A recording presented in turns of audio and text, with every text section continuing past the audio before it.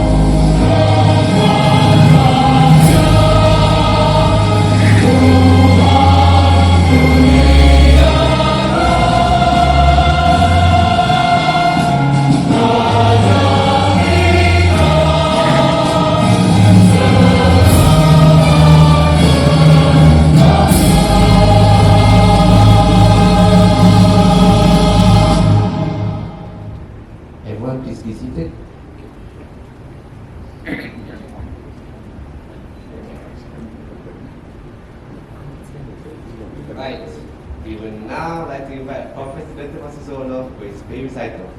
Prof, please.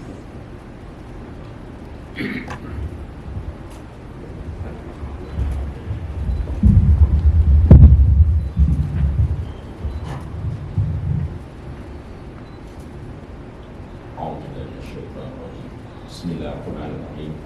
Wassalatu wassalamu ala asyrafil anbiya'i wal mursalin wa ala alihi wa sahbihi ajma'in. Alhamdulillahi rabbil alamin. Hamdan hamidin, hamdan syakirin, hamdan yuafi ni'mati mu'tilah. Ya Rabbana lakal hamdu kama yanbaghi li jalali wajhikal karim wa 'azimi sultanik. Ya Allah, ya Tuhan kami, segala puji hanya bagimu, ya Allah, Tuhan semesta alam. Kepadamu kami berserah dan kepadamu jugalah kami memohon perlindungan. Selawat dan salam ke atas junjungan besar Nabi Muhammad SAW, kepada ahli keluarga baginda, para sahabat dan tabi'in. Ya Allah, kami mohon kepadamu akan keimanan yang sempurna, ya Allah, keyakinan yang benar, ya Allah, ilmu yang berguna, hati yang khusyuk, lidah yang sentiasa berzikir kepada-Mu, ya Allah. Limpah bahagian kami, rezeki yang halal lagi diberkati. Engkau lapangkanlah hati kami, Kau satukanlah hati-hati kami, Kau berkatilah perhimpunan kami pada hari ini, ya Allah. Semoga ianya diterima sebagai satu perhimpunan yang hanya mengharapkan keridaan-Mu. Kau pandanglah kepada kami usaha yang kebaikan ini melalui 11 AMER International Conference on Quality of Life AicQoL2023 Bangkok sebagai satu wadah dan satu usaha yang mulia di sisimu. Kau gunakanlah perjumpaan ini sebagai bimbingan yang berterusan. Bantulah kami, bimbinglah kami untuk meneroka alam ciptaanmu yang amat luas demi ke arah kebaikan, kelestarian dan kemakmuran manusia sejagat. Kau permudahkan untuk kami terus menjalankan aktiviti-aktiviti penyelidikan di muka bumimu yang amat luas ini dan menyebar luaskan hasil dapatan di dalam konferensi yang sedang berlangsung ini dan yang sedang dirancang di masa akan datang. Kau berkatilah segala usaha kami dan bantulah kami untuk tidak sedikit pun mengabaikan tanggungjawab kami di muka bumi ini sebagai khalifah, ya Allah.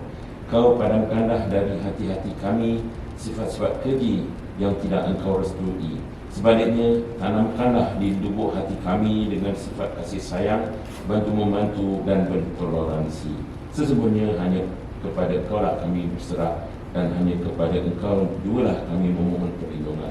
Rabbana atina fid dunya hasanah wa fil akhirati hasanah wa qina adzabannar. Subhana rabbika rabbil izzati amma yasifun. Wassalamu ala al-mursalin walhamdulillahi rabbil alamin.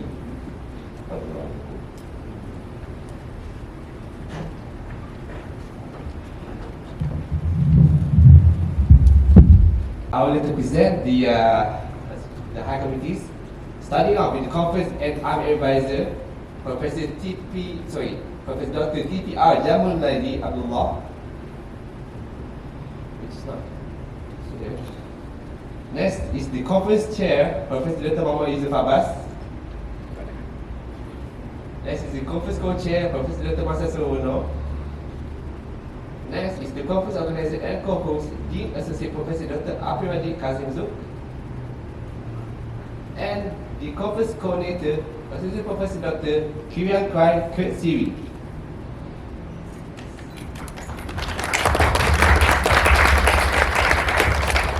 As well as international scientific members, AMER board members, and AMER members, professors, academicians, postgraduate students. So, a very good morning to all of you.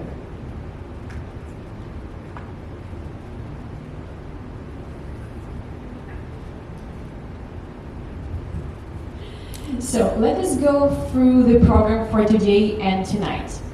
All activities shall be conducted in this hall. First, we'll be having the welcoming speech by the conference organizer and co-host. Then, we will have the welcoming speech by the conference chair. To be followed by opening speech by the conference advisor. After the opening shall be the keynote speech and Q&A session. We shall then have our good photo before our coffee break. Immediately after the coffee break, Breakout 1 shall commence at 10:30. Lunch to be at 12:30. Breakout 2 at 2 p.m.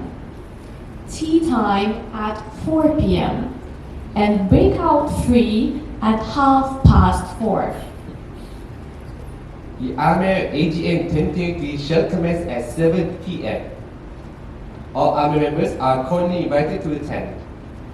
And the barbecue dinner has been rescheduled to be at 8:30. During the dinner, will also be the certificate presentation and Golden Voices karaoke session. To those who wish to contribute their voices for the karaoke session, if you have a good voice, doesn't matter, please provide me the YouTube link of your songs of your choice during lunch. And finally, we shall wish everybody a good night by 10 p.m. We now invite Dean Professor Apiradi for her welcoming speech. Professor?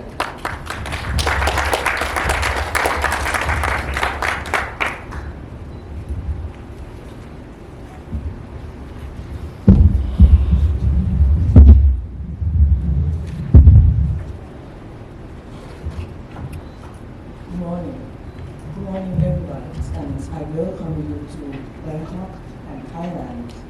And it's a great honor from us, Silpakorn University, to be able to be a co-host for the 11th AMER International Conference of Quality of Life. And I welcome you all, and for those of you who haven't been to Thailand and to Bangkok, and this is your first time, I hope you're going to enjoy the event, hope to enjoy the cities, and I'm not really sure whether you might have a chance to be able to visit our school, which on the other part of the city. But if so, please do stop by and visit the universities and other schools. It's just right across again Paris, the place that normally is all the tourists going to visit when they come into Thailand. And I will keep this opening very short so that we can proceed with the schedule. So I hope to have a very good conference and a very good time and a good presentation throughout the whole day. And tomorrow, have a very good excursion trip to some provinces of Thailand. So good luck and thank you. Thank you, dear Professor. We now invite Professor Yusuf, the conference chair, for his welcoming speech.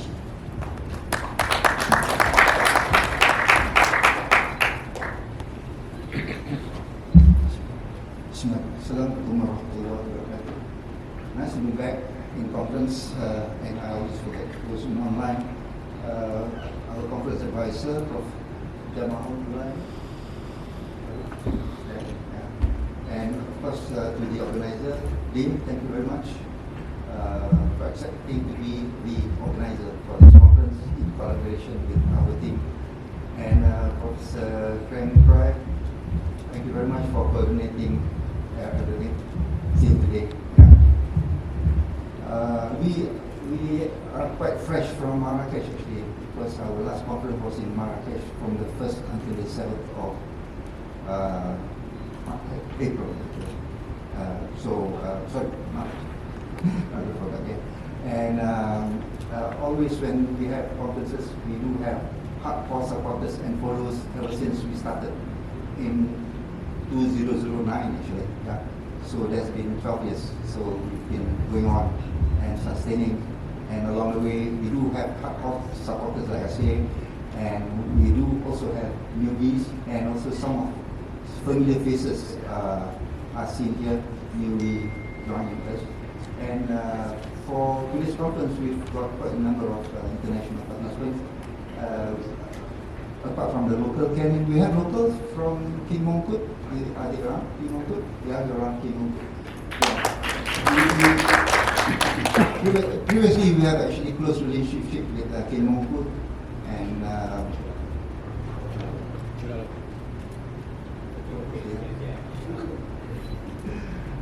Chulalongkorn, and also Silpakorn. Silpakorn has been together with us, but this is the first time Silpakorn is actually organizing.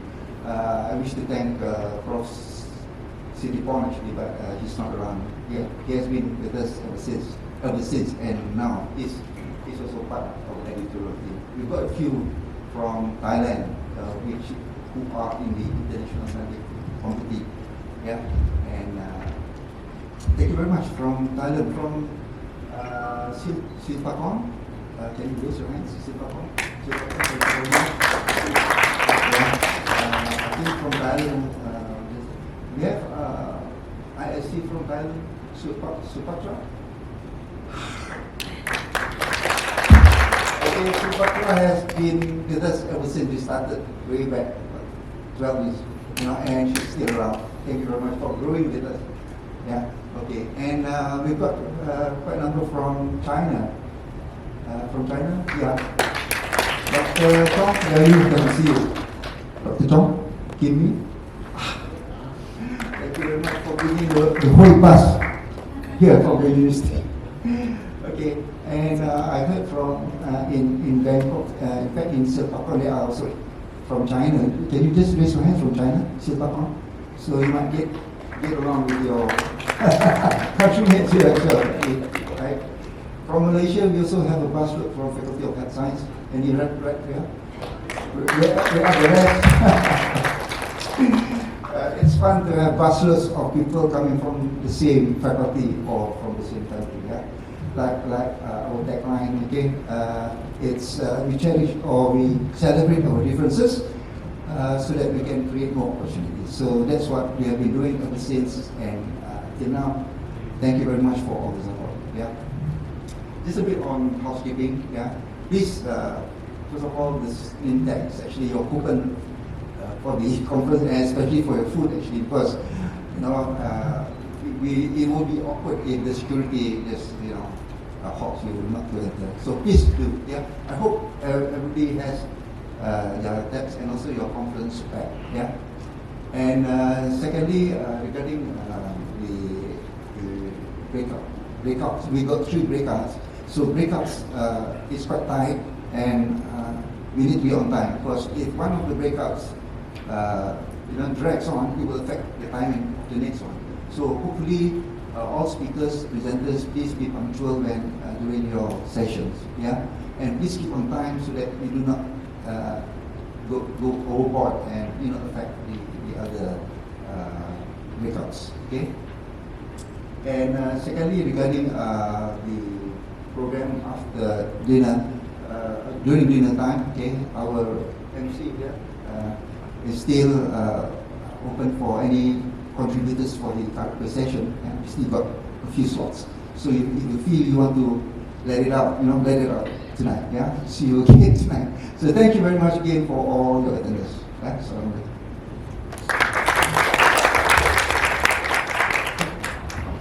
Thank you, Pak Yusof. We now invite Professor Jamal Ladi, the conference advisor, for his opening speech. Professor J, are you there? Okay, thank you very much, our MCs today.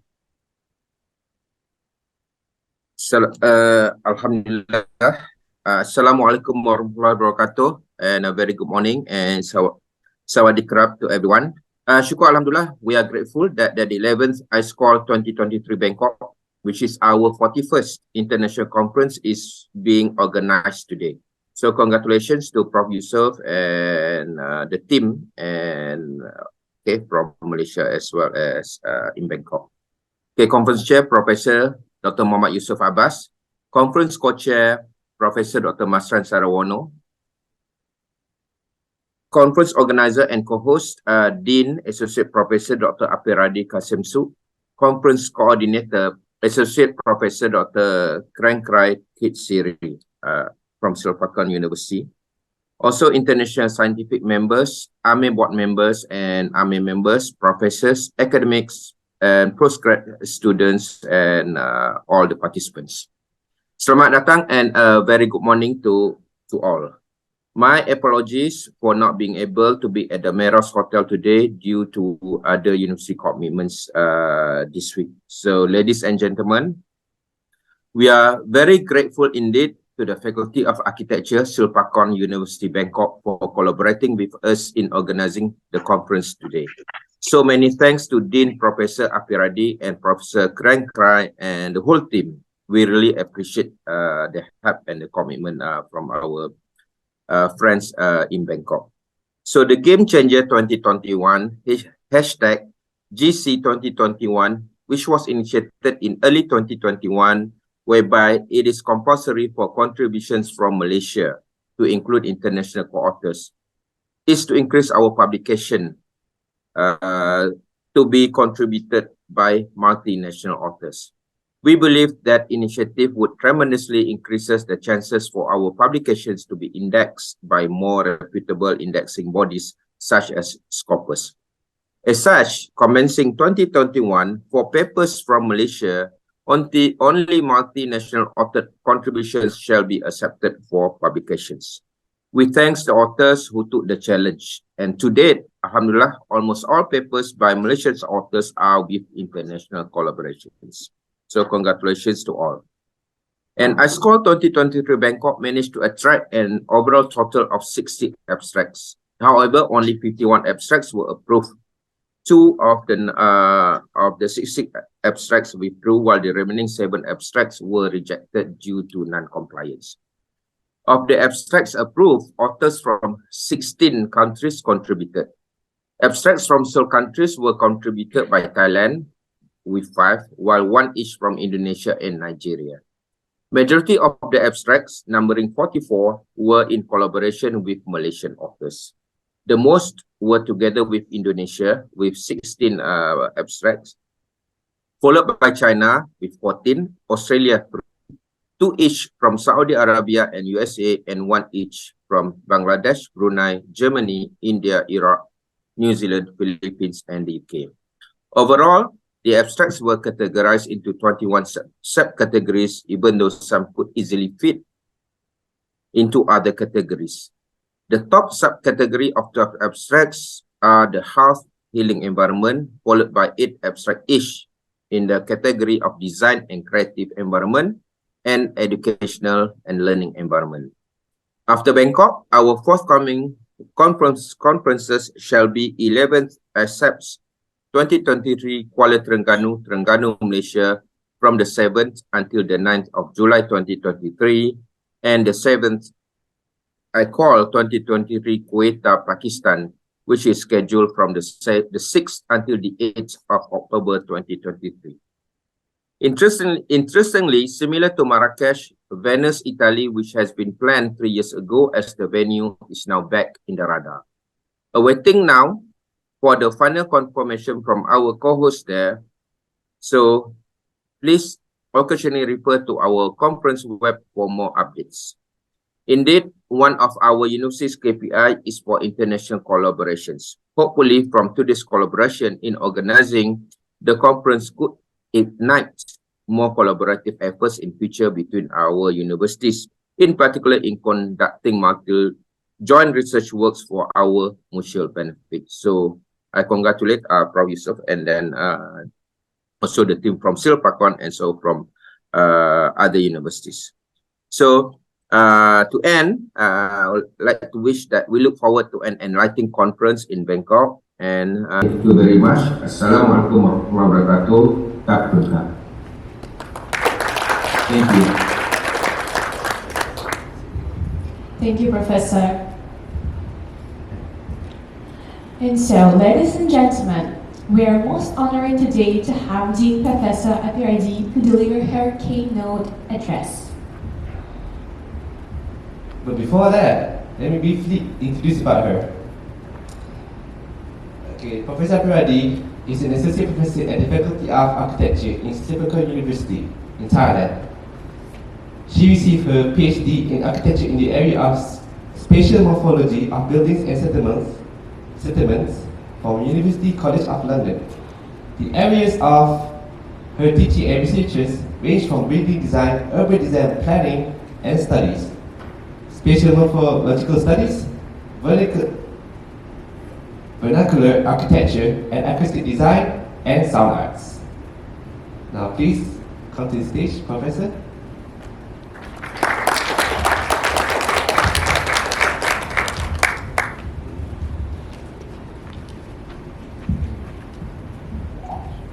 Good morning again.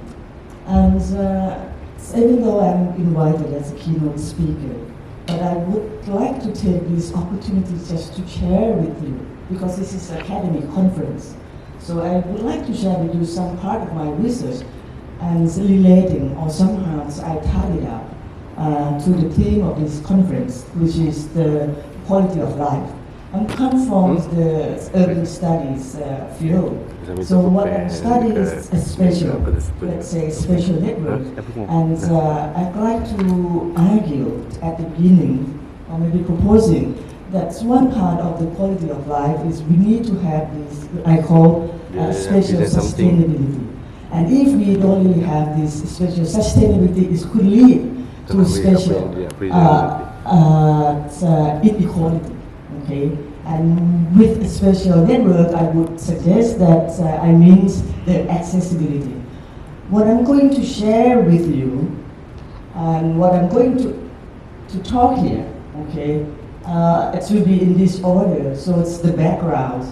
It's based on the research, 2 researches, okay. The backgrounds, the theoretical frameworks, and the research methodology that I normally apply. And so examples in two scale. One is at the city scale, and the other one at the urban scale. It's not tying into the behavior of the people just yet, but I hope that you can imagine what behavior of the people will lead or relating to the spatial network within that spatial network.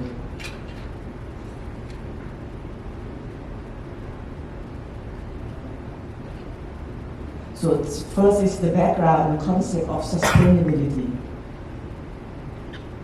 So I come from the school, from the UCL. The theory background for me is space syntax. Space syntax is a theory and methodology. It's applies the idea of the network analysis and calculates accessibility through spatial network in one organization or one system, whether it's going to be buildings, urban area, or cities. Okay. And that's two strands of the space syntax. Is one from Professor Bill Hillier. It's not working. The pointer.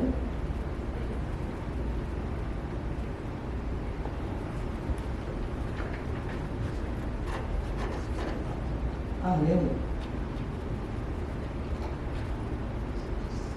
Okay. Right. So it's from Bill Hillier and Julian Hansen's. Bill already passed away a few years ago, and Julian's still there, but she's not involved with the school anymore, and that was developed at the UCL. Okay, so the theoretical background from it is slightly delayed. So it's come from the concept of spatial networks set up by Hillier about the local grid network. When you analyze a city spatial network, the city spatial network, what does it mean? It's the street network. And there's a definition to that. And the sustainability, or in terms of the spatial sustainability, is the relationship, a working relationship between the main grids. So you can call that the main arterial roads, if you say. We call that as a foreground network. And then the local grids, or the urban area, a small local area network. How these two levels work together and give accessibility to overall performance of the city and urban area. And then the second theory or the second concept is about diversity. When we discuss about spatial sustainability, what we would like to discuss further or study further is the concept of diversity. Diversity that generates or instigates by the spatial network and its own accessibility. And the third concept is the concept of segregations. When we have the idea of, when we talking about spatial network and spatial accessibility, some areas might be segregated and some areas might be more integrated, and how that segregations or integrations relating to what developed within the whole grid, whether it's going to be at the city scale or the local scale. So that are the three concepts. And that is to show the difference of the grids. Sorry, it's very light. Let's say the grid on your left-hand side, there's just one line in the middle and a series of lines along the main line. But that series of the short line is not connected at all. But the other grids on your right-hand side, it's almost have the same morphology, but the short line, there's some connection between the short line. What does this mean is that the grids on that left-hand side, when you traveling within that grid, or when you make a trip, you have to pass from one place into the center line, always. But then on the other side, what does this mean is that if you like to traveling within that grid, you can omit the center line, the center part. So the difference of the grid patterns affect, or could affect, like I would say, the trips and the length of your journey. Okay. Okay, that's better. Thank you. And what it says further, is according to Hillier, is that when you have these grids organizations, the grids will attract developments, or we call attractive, or attract people to move within that the grid patterns or the grid organizations. And you can see that the different developments and different accumulation of behavior on some certain behavior within some part of the grid relating to the accessibility. And to show you the grid of London, hold on, it's huge, should coming. No, okay, it's coming. This is the grid of London within the M25. How to read this?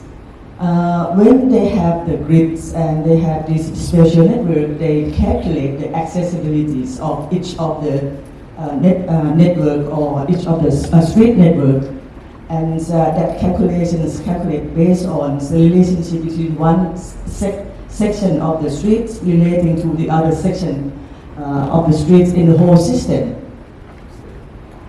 And then they give you, based on the graph theories, I will have a chart, and it presents you with sort of a kind of a heat map, which section of the street that is most accessible, they call it most integrated, and which section of the street that is less accessible, it can be segregated, and they call it segregated. So in this color code, so the most integrated section of the streets or spatial structure, they give the color codes in red, and then from the red, the less accessible, we will have the range from red, orange, yellow, greens, blue, light blue, and blue. Okay, so it will be consistency in terms of color representation from the mind's presentation later on.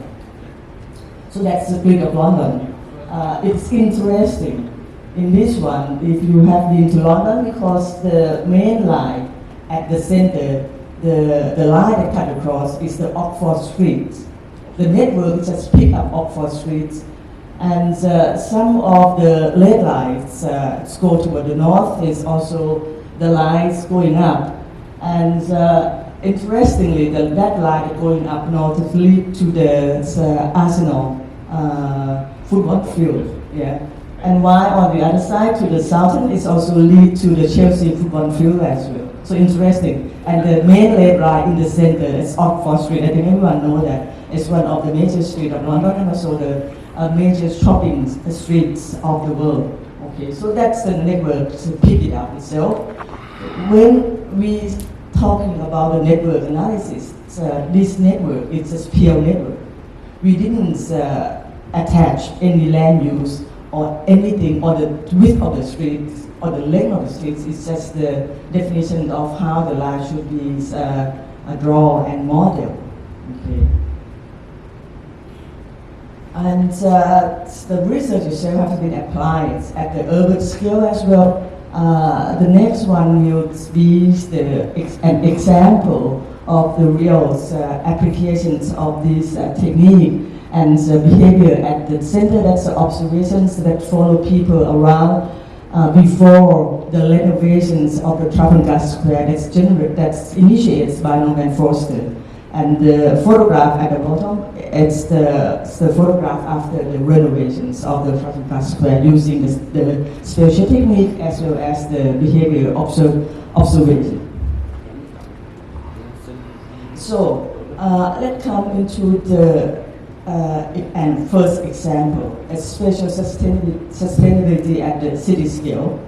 What I will share with you is that I will share with you with part of my research based in Bangkok.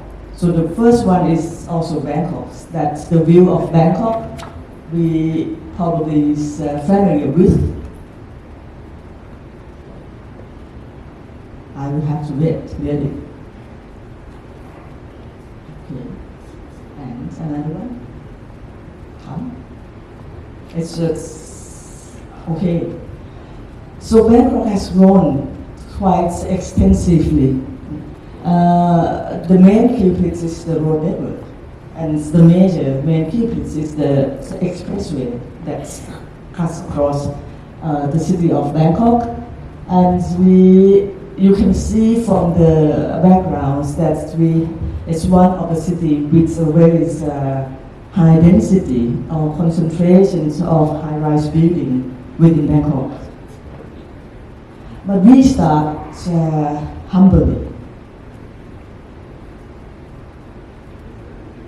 We start from a city with the canal and river network. We have 1,165 canals, and we have in total the length of street network in Bangkok. We have 2,280 kilometers in total length. So the length of the canal almost half the length of the streets in Bangkok. And if we put the figure together, we have about 4,007 kilometers in total length. One of the major problems of Bangkok is the traffic jams. We hardly go from one place to the other place. One of my colleagues, she just done, two of my colleagues, one is one professor and the other is her assistant. They just done, let's say, how many minutes city from their sort of research based on this, the same technique as specific. They found that Bangkok is a 63-minute city. What it means is that to go from one place to the other place, you need at least 63 minutes for your journey. And in doing so, the governments and the city of Bangkok propose to have the mass transit network. And what I'm going to share with you is the result of our analysis on the mass transit on the street network of Bangkok. But that's a network, we study for the whole system of the street network for the future. So there's 4 steps of study. The street network include the riverboats, and we include the mass transit. Okay, so we have these 4 models calculated, and the color in this slide just highlight the mass transit. You see. This is the comprehensive plan of Bangkok and the integrated spatial models. The 4th one, which enlarges of the figures. It's a bit delayed, but anyhow. But from here, that's one interesting to pinpoint. For the integrated network model is that majority of our mass transit line parallel or run along with the main streets. It's just only the canal that have its own network. And one of the arguments here is that with the street network and with the limits of the mass transits that follow the main the arterial roads, I would say, we probably don't really have very good chance in terms of how to apply the mass transit to help the traffic jam of Bangkok. And we should consider recollect all these repropose some of the canal network to help with the mass transit because it's open up the secondary network to support the main network. And it's going to be a huge fight. The figure that you're going to see here, that we pick up the main street network through the spatial network analysis. I would like to suggest a few things. You see that we don't really have much of the red line or orange line at all, even for the main streets, main road.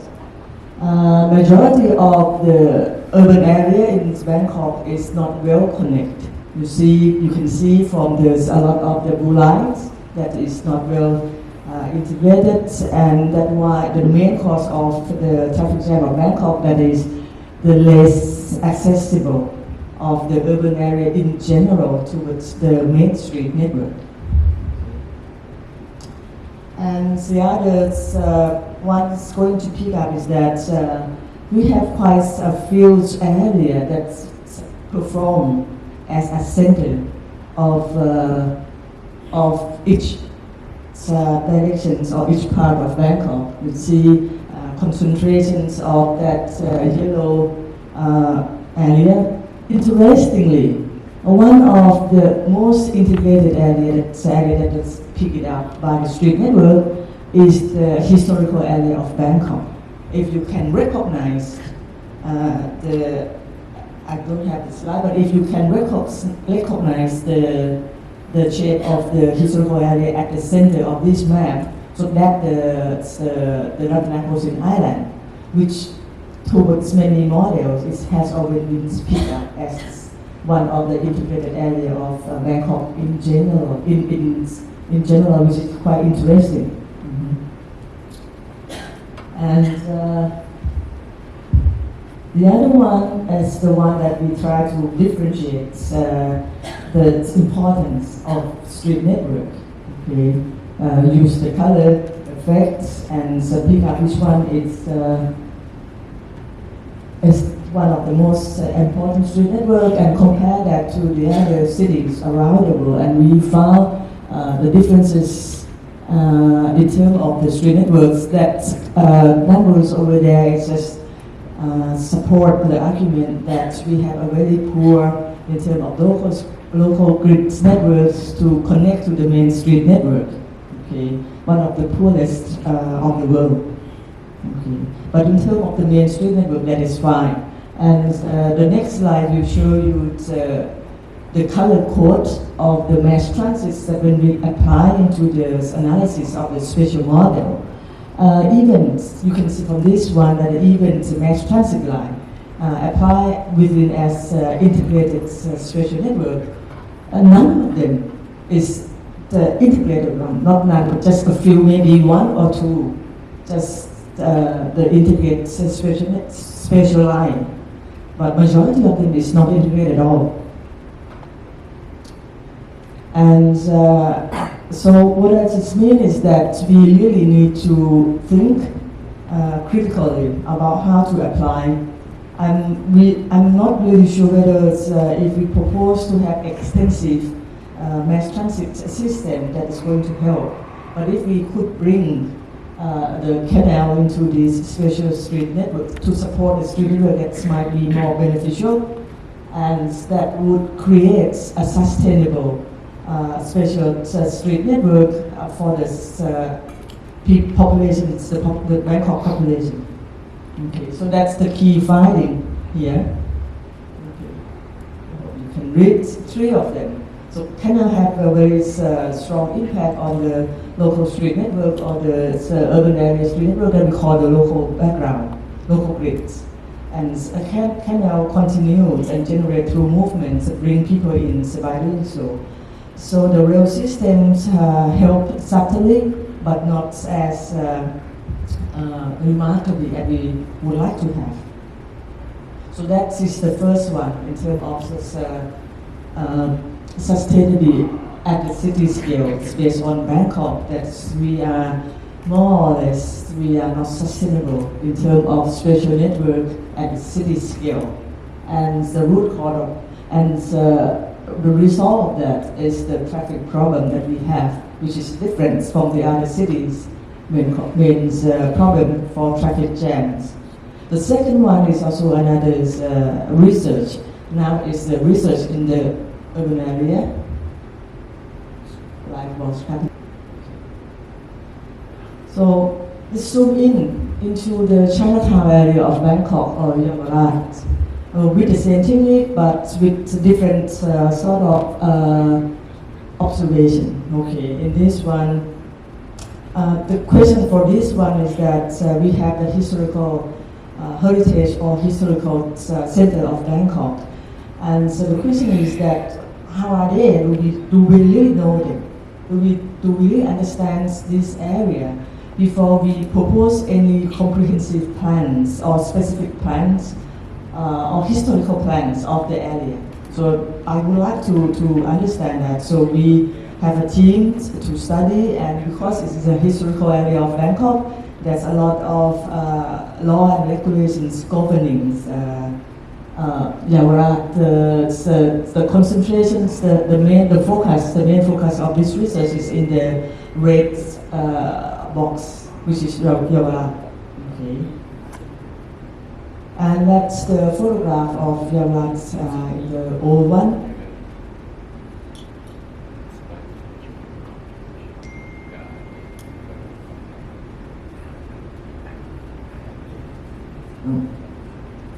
Coming. Okay, it shows some of the a city wall. Okay, and on your right hand side is the one of the Chinese sanctuaries, the oldest one in Yaowarat, or even in Thailand. And you can see the Sino-European shop house on that side, and the main street of Yaowarat. And this is the photograph of that Chinese sanctuary nowadays, and also that's in Yaowarat. What does it mean? It's a Chinatown.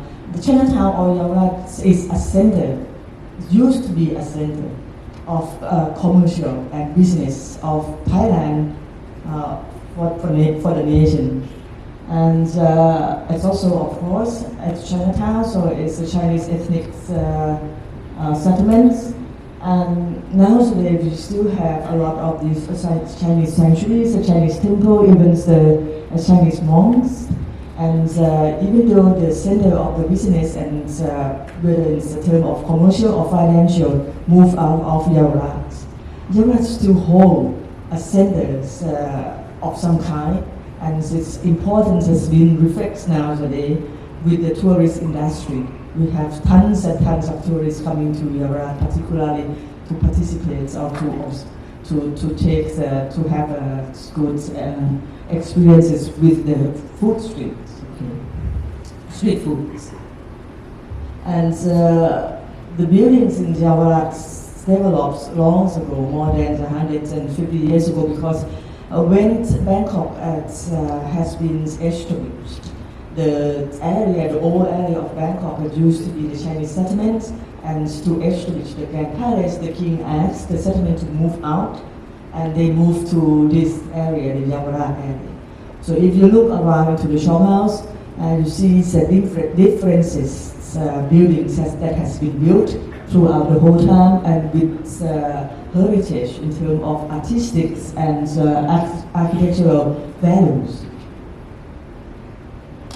But nowadays there's new developments happening in Yaowarat, some from the local residents and some from the Chinese overseas, the nowadays Chinese people from China. So that's the new recent development in Chinatown, just right behind one of the, right beside one of the most important temple in Yaowarat. And each of these townhouse or tourist house has elevator. Okay. One of the main generator of the new development in Yaowarat, as you can expect or anticipate, is the mass transit. Yaowarat situates between two mass transit stations, one to the right and the other one to the west and the other one to the east. That's Sanyot Station and Bolapong Station. So that's the main station. And the next slide will show the density of Yaowarat from the air view flow side. Okay. Two buildings, they have few buildings are very high, more than 7-story heights, but in general buildings about 5 to 6 story high, 4, 5 or 6 story high. And you can see the skylights of Silom to the bottom right. Okay, it's a far away distance. And this is the images that people recognize Yaowarat worldwide. The next one will show you. It's the signage of Yaowarat during the daytime and the nighttime. So that's the images of Yaowarat. When we ask students to Google or to research from Facebook or Instagram, usually these two photographs come up as the representation of Yaowarat. Okay. And of course, the same with the same technique, we analyze the street networks, the foreground network, and the background network. And as we show you, it's interesting that like the previous research at the city scale, main streets of Java has always been one of the integrated streets at every scale of our study. So that's the point. So it's well connected to street network. So that's what I say, that we have 200,000 segments to analyze, and within Java itself that we analyze is about 30,000 segments to analyze. And we know that we survey, we know that buildings. In total, we have 6,000 buildings that we recorded on the map surveys, and we can categorize into category, classes, types, and microtypes, and we put it into the table. The key here is diversity. Okay? The key here is diversity. How many microtypes, whether it's going to be building type or building uses, that we can record, and we analyze that in correlation with the street networks, the figure and figure using the regression analysis. Okay? And another thing is that we would like to identify, because these main questions of the research is to ask whether the historical plan should be reviewed, or the heritage plans of Java should be reviewed to be more precise or more localized. And we believe that even within Java, there's local area that's different. And one of the key things is we would like to understand that which building has a heritage value. In terms of the heritage value, we have the findings, and we have the surveys of the buildings concentrated on some particular streets, and some also represents in terms of the specialized areas. The next one will be the shopping areas and commercial categories distributed and allocated at some specific areas to keep specialized area. For example, some are the service area and some are storage and warehouse. And we found that majority of the abandoned buildings usually has been on the less integrated street network. Okay, and of course, but the commercial will concentrate on most of the integrated network, but with different type of the integrations. So we have that building, and then is the next one. And in each of the building, we also observe and record the building use from the ground floor to the fifth floor. So in total, we have the building use about 200,000 or something. Okay, but we just analyze the ground floor. It's really beautiful. Yes, it's going to be towards the end. Almost, yes. That's to show you the extent of the research. Okay, and we have this. I said that's some figures is over there.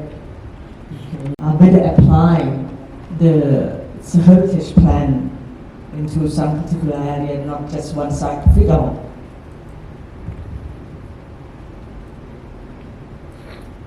So that's the key finding, that Zeras is very diverse and continue to be a life center. Even now today, although the major commercial and financial center of Bangkok has just been moved out of Java, but it's still there. That's the role of Java is still important. And it's come to the last of my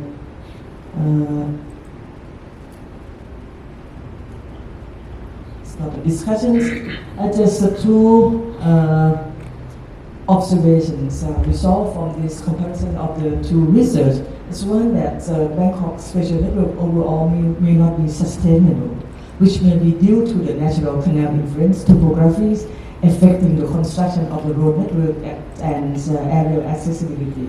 And that can be proven by even applying the mass transit system is still not viable.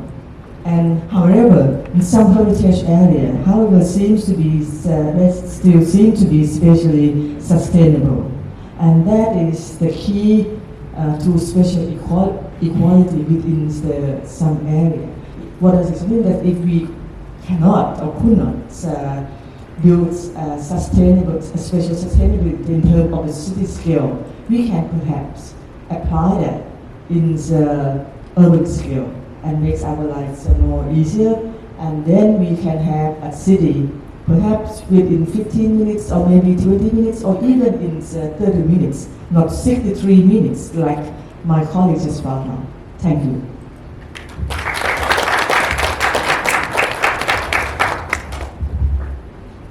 Thank you, Dean and Professor Apiradi. And now, are there any questions for our participants?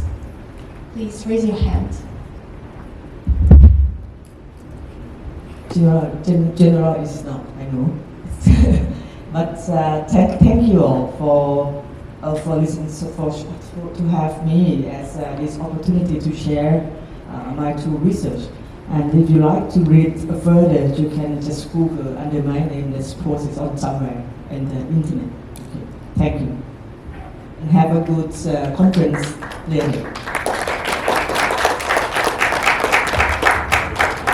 Thank you, Professor.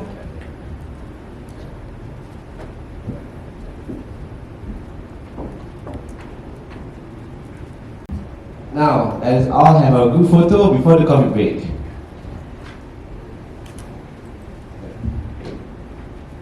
I repeat, let's have our group photo before our coffee break. Yeah, Let's try. This one.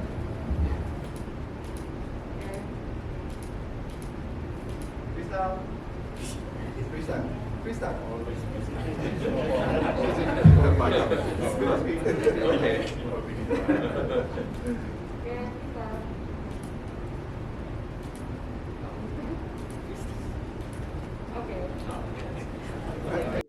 Okay, so a very good morning to the chairperson for this breakout room from David. Hi, good morning. Can you see me? Yeah. Okay, that's great. So thank you for the conference chair, Prof. Dr. Muhammad Yusuf, and the co-chair, Prof. Dr. Mashran, and also the co-host, Associate Professor Dr. Abiradi. So I will actually start with my presentations. So with the topic of the mechanisms of green finance awareness on sustainable competitiveness of SME. So just now, when we look into the keynote speaker sharing on the spatial sustainability, it's actually quite relevant to the topic here. So let's us invite my co-authors, Chen Song, to present.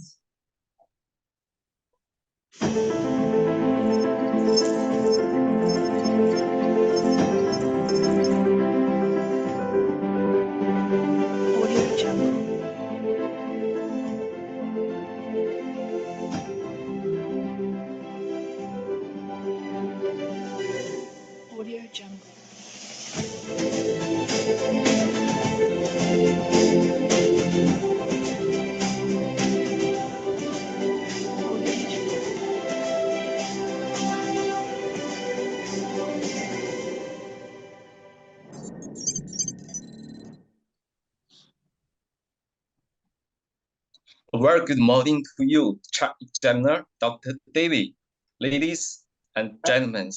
Today, I would like to brief my research with the topic title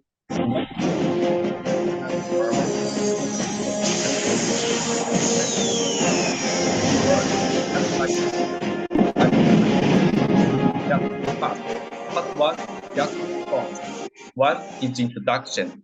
2 is letter review. The third is research method. In part 2, we present with the help of my supervisor. Chapter 1, Introduction. This chapter explains why I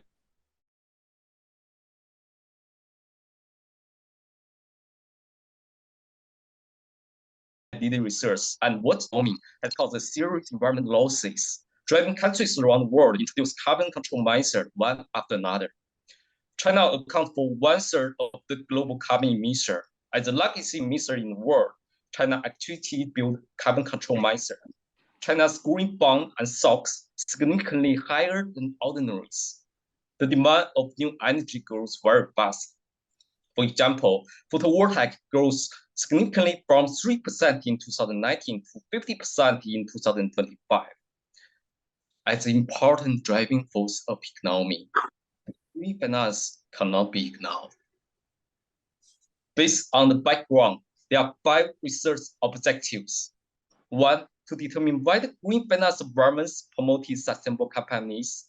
To determine why the green supply chain promotes sustainable companies. To determine why the green innovation promotes sustainable companies. To describe the monetary relationship between redundant resources and environment turbulence, between green finance environments, green supply chain, green innovation, and sustainable companies. Chapter 2, letter review. This chapter explains this framework and hypothesis. It's very similar to my PhD study. This is summary of all variables. Look at this framework. On the left-hand side is my independent variables. There are 2. There are green finance environments and green supply chain. On the right-hand side is my independent variable. There is sustainable competitiveness. Among my framework are 2 modalities. There are redundant resources and environment turbulence. Among all this framework is my mandatory. There is green innovation. So let me explain my hypothesis. There are 4 parts. Part 1, there is a significant relationship between green finance environments and sustainable companies, between green supply chain and sustainable companies, between green innovation and sustainable companies. Part 2, redundant resources monitor the relationship between green finance environments and sustainable companies, between green supply chain and sustainable companies, between green innovation and sustainable companies. Part 3, environment turbulence monitor the relationship between green finance environments and sustainable companies, between green supply chain and sustainable companies, between green innovation and sustainable companies. Part 4, green innovation monitor the relationship between green finance environments and sustainable companies, between green supply chain and sustainable competitiveness. Chapter 3, research method. This chapter describes how to find problem, analyze problem, solve problem, and draw a conclusion. There are 3 points. Point 1 is data design. Point 2 is data collection. Point 3 is data analysis. Part 1, data design. In order to improve the reliability and validity of the scale, all the scale selects from the published main journals, and public will be top executives who worked for more than 1 year in enterprise in China, Malaysia, and Singapore, such as CEO, CFO, and COO. Data collection process for simple size will be more than 1,000.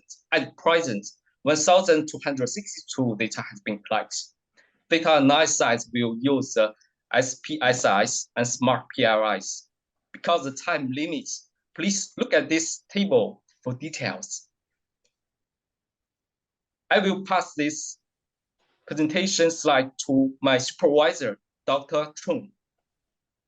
Yeah, thank you, Zhen Song, for your presentation. So I will be presenting on the findings and also the discussion and also the conclusion. So for our findings, as Zhen Song has mentioned, that we did the research in China, Singapore, and Malaysia. So we look into for the green finance awareness, whether it actually have the significant relationship to the sustainable competitiveness. So even though quite small here for our result by using Smart POS as our research tools, so we come up with the discussion here. So as you can see here, we have hypothesis 1 until 11. So there would be only H8 and also H9, which is for the green supply chain towards the relationship to the sustainable competitiveness with the moderating effect of the environmental turbulence. As you can see here, for the hypothesis number 8 here. So for Singapore and also for Malaysia, it has been rejected, right? So but then for China, it actually has been accepted. Same goes to for H9, which is the significant relationship between green innovation towards sustainable competitiveness with the moderating effect of the environmental turbulence. So we found that for environmental turbulence, it doesn't really have a significant effects to these countries, all right, in the relations of the green supply chain and also green innovation. So we go with the discussion 3 points here. All right, so there are significant relationship, okay, between the hypothesis for most of it, just that for the green supply chain and also for the green innovations. So perhaps China is actually doing quite a lot of like the green finance developments and also the efforts in it. And then for and even they can actually support for the other country. But then for Singapore, they are doing quite good. For Malaysia, we are still developing for our green finance products, especially in the financial institutions. And then in our research, our respondents actually SME. So SME play a very important role and contribute GDP for the countries as well. So we come up with the conclusion and also recommendations. So 2 things that we can conclude is actually the relationship between the green finance awareness and also the green supply chain towards the sustainable competitiveness, all right? And also to guide the enterprise, the SME, to constructing the sustainable competitiveness. So which are the items that they will actually focus to become more competitive, right? So then the recommendation, we have 3 here. So 1, 2, 3 here. So we can see that for the future studies, we should actually include and also consider more control variables, meaning that perhaps we can look into for those enterprise SME that they're really having this green finance practice and they need to report for their sustainability reports. So next, that would be need to combine various theoretical perspective.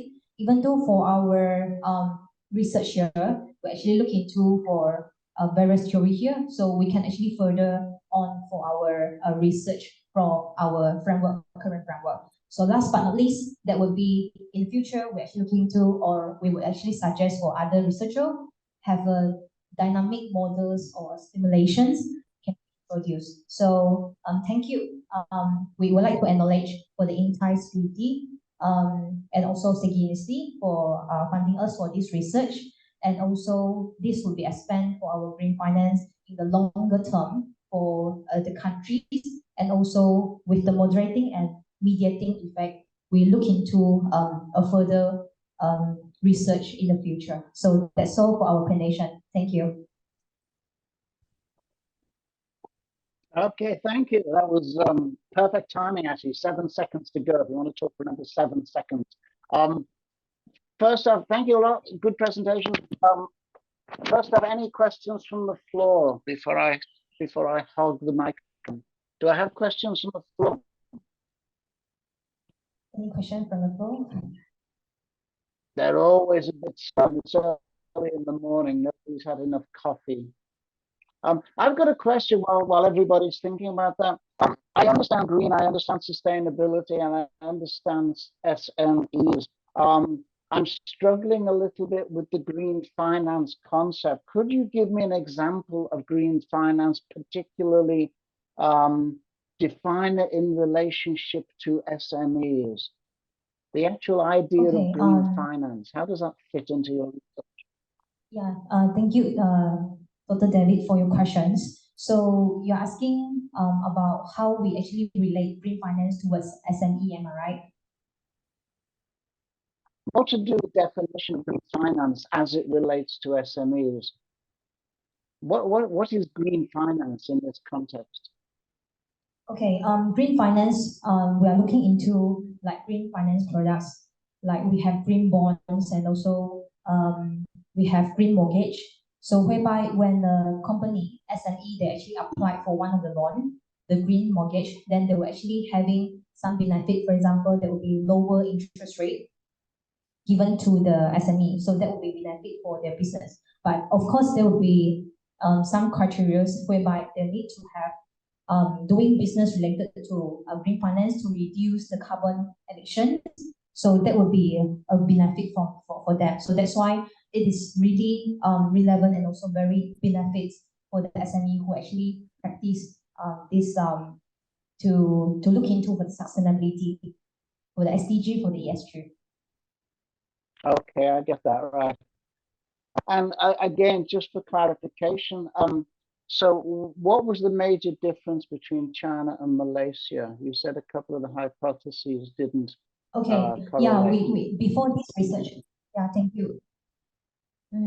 So before this research, we also look into all the literature review, which is in line with our result, whereby China really practice, and then they have like a lot of like government policy to help them to practice on this green finance, and then to look into the green cities. So so China is actually doing it, and they're also able to help other countries. But for Malaysia, we are still in the developing stage, whereby we are looking into like for example, Malaysia, like Maybank, CIMB Bank, and also Public Bank, they are the leading banking in Malaysia.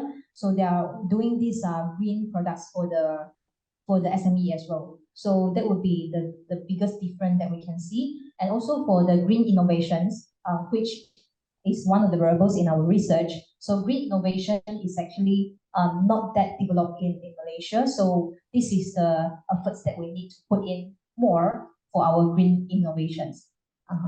This is our research findings. Right. One of it. That's great. Thank you. Okay. Any questions from the floor then, please? Yeah. Thank you, Dr. David. Okay. Dr. Hook, thank you. Thank you for the presentation. Thank you very much. Right. So for your list. Thank you very much for your valuable advice. Cool. I write it down and I will discuss with my supervisor. Thank you very much for your guiding. Thank you. Thank you, Dr. David. Okay, thank you. Thank you.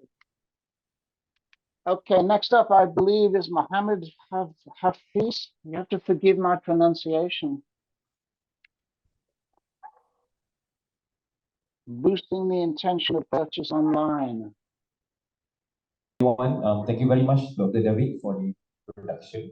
Okay, so today I would like to share with all of you, okay, my research paper entitled "Boosting the Intention to Purchase Online and Analysis of E-Service Quality Among Customers." Okay, and I am the main author, and the co-authors of this paper Nohazra Shahidi from UiTM, the Associate Professor Dr. Nur Mohammadi also from UiTM, and also Dr. Gita Gayatri from Universiti.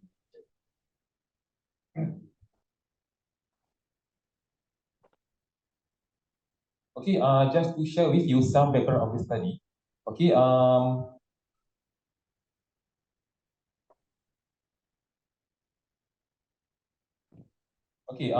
this study is vital because especially after the emergence of COVID-19, we can see the movement from the traditional retailing into online retailing, and we can see that most of the retailers, they are forced to go online rather than proceed with the traditional retailing or marketing, right? Okay, so therefore the study is very crucial, and also based on our literature review, we found that studies pertaining to online retailing or e-service quality remains inconclusive, and it is still a trend nowadays, and researchers, they are keep doing research on this particular area.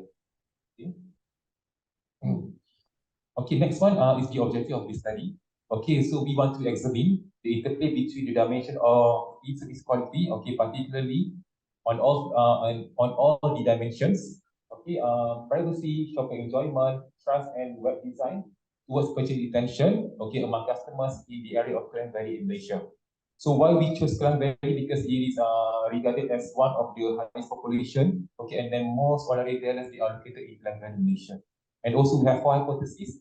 So basically, we want to explain, okay, how trust can influence on a purchase intention, and number 2, how shopping enjoyment can influence on a purchase intention. Number 3, how website design can influence on a purchase intention, and also number 4, we want to see how privacy can influence on a purchase intention. Okay, next one. Okay, some literature review. Okay, as I mentioned earlier, the main focus of this study is service quality. So it is quite different from the traditional service quality, by which it is focusing on the online perspective of online retailing. And also talking about e-service quality, we have four main components: privacy, shopping enjoyment, trust, and also web design. And also we want to see how these four can influence online purchase intention of the customers. Okay, next one is the methodology. Okay, for the research design, we use correlation research design is because we want to examine the relationship between all the variables, okay, from independent variable towards independent variable, and also in terms of the sampling technique, we use purposive sampling technique.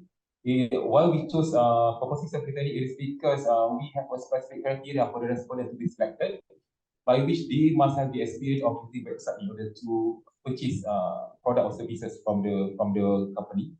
Okay, the respondent online shoppers decline value, and they must have at least one experience or one-time experience of purchasing online. Okay, and for data collection, we collected 212 data from respondents. Okay, and also for data analysis, we use PLSM version 4.0, right?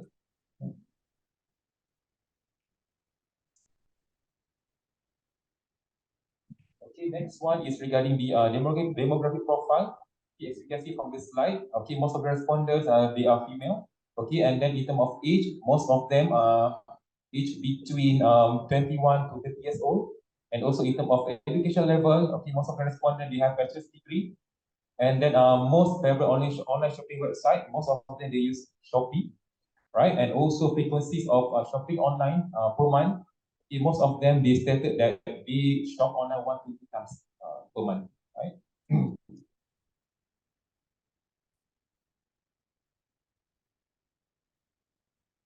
Okay, so since we have employed PLSM to be for data analysis, so therefore we have to go for two assessment level.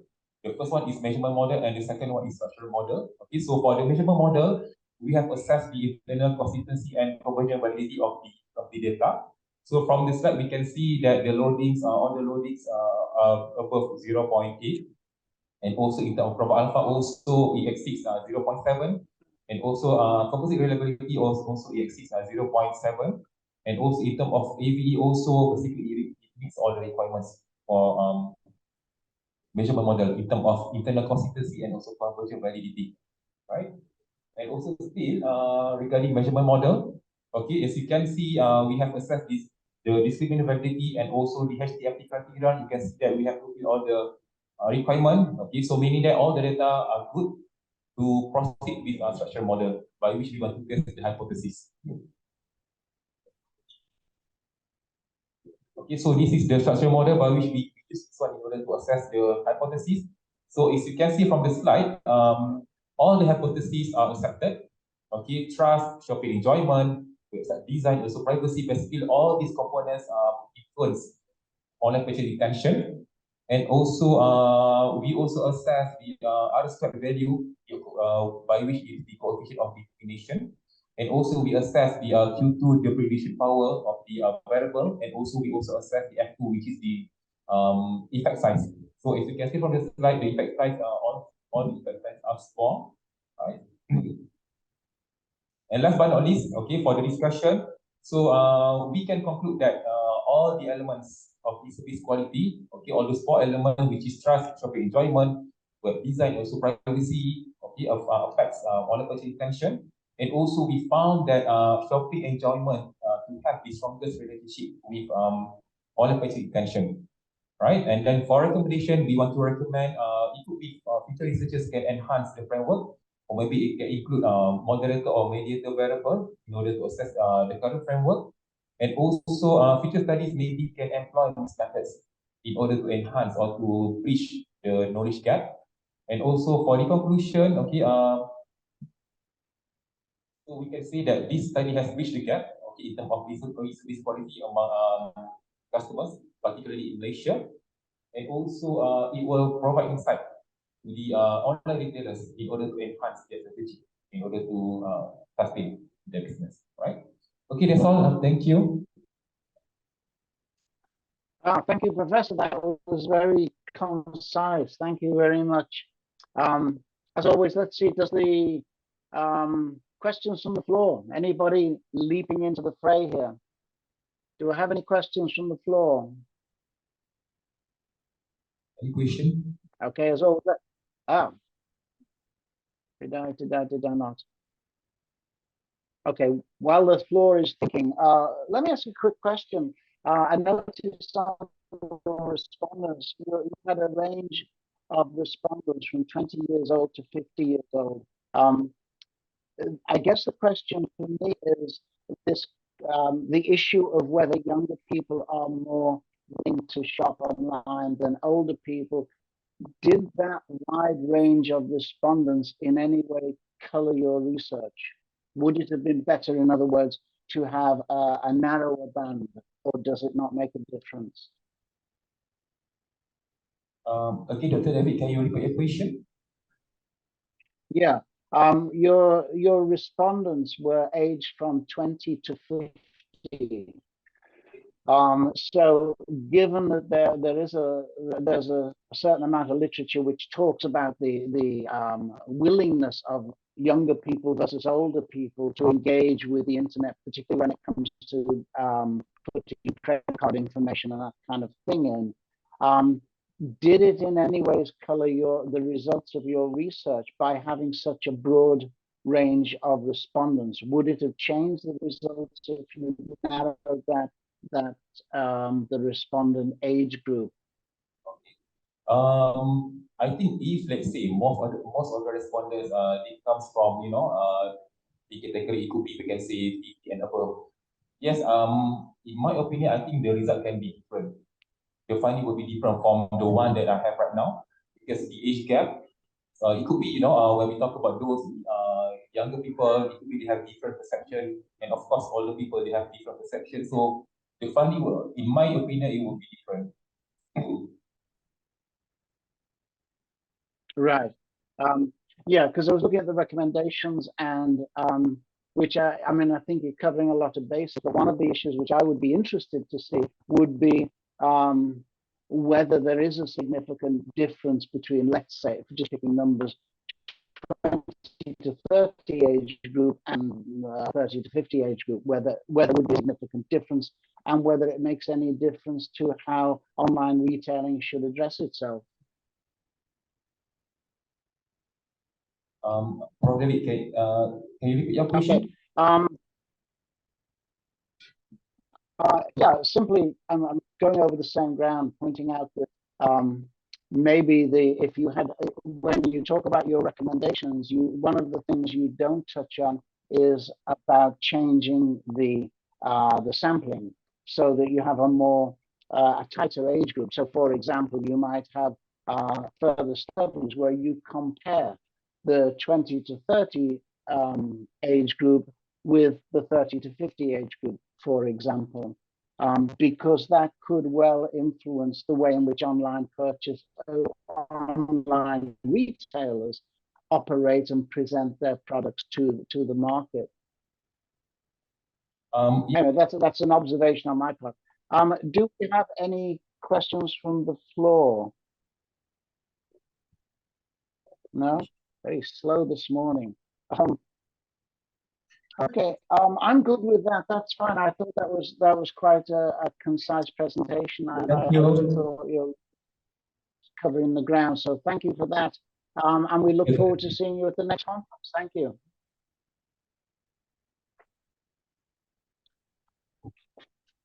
Okay.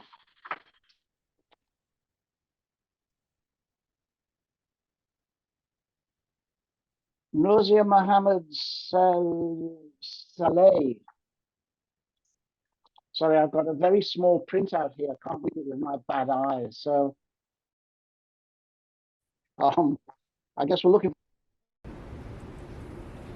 Bismillahirrahmanirrahim. Assalamu alaikum warahmatullahi wabarakatuh. And very good morning to all. Okay, my name is Norzia binti Muhammad Saleh. I'm from UITM Sabah, Malaysia. And today I would like to present part of my research findings.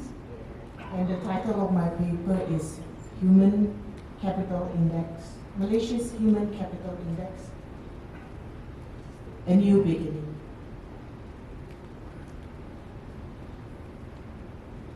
So let me begin by sharing with you the definitions of Human Capital Index.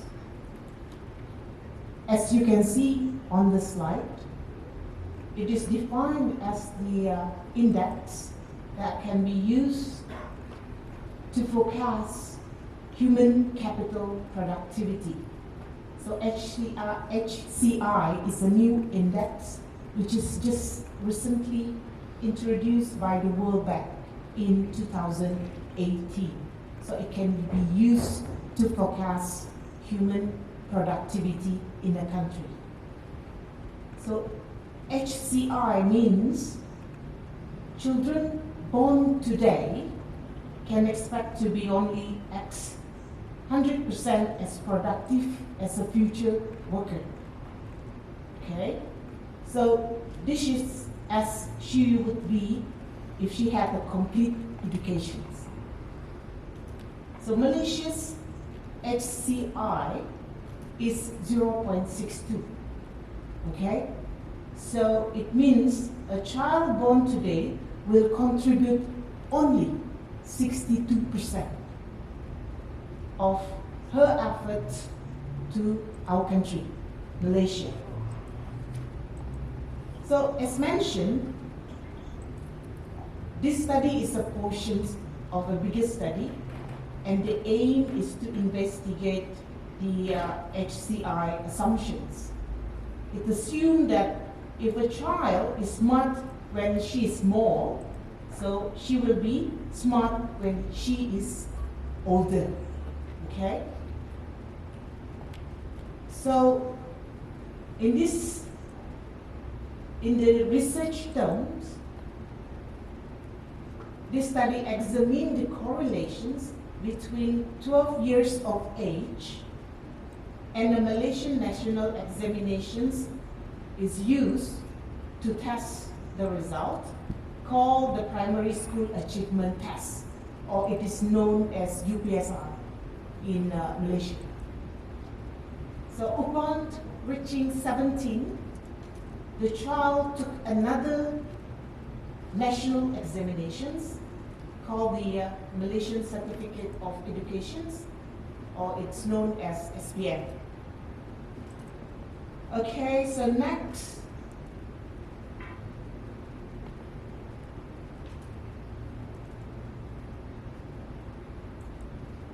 I will be talking about this later. So I will be talking about the literature review. Okay, so this is part of the literature review. Forgive me. So a government prioritizes mother and child well-being can help its people succeed. Yeah?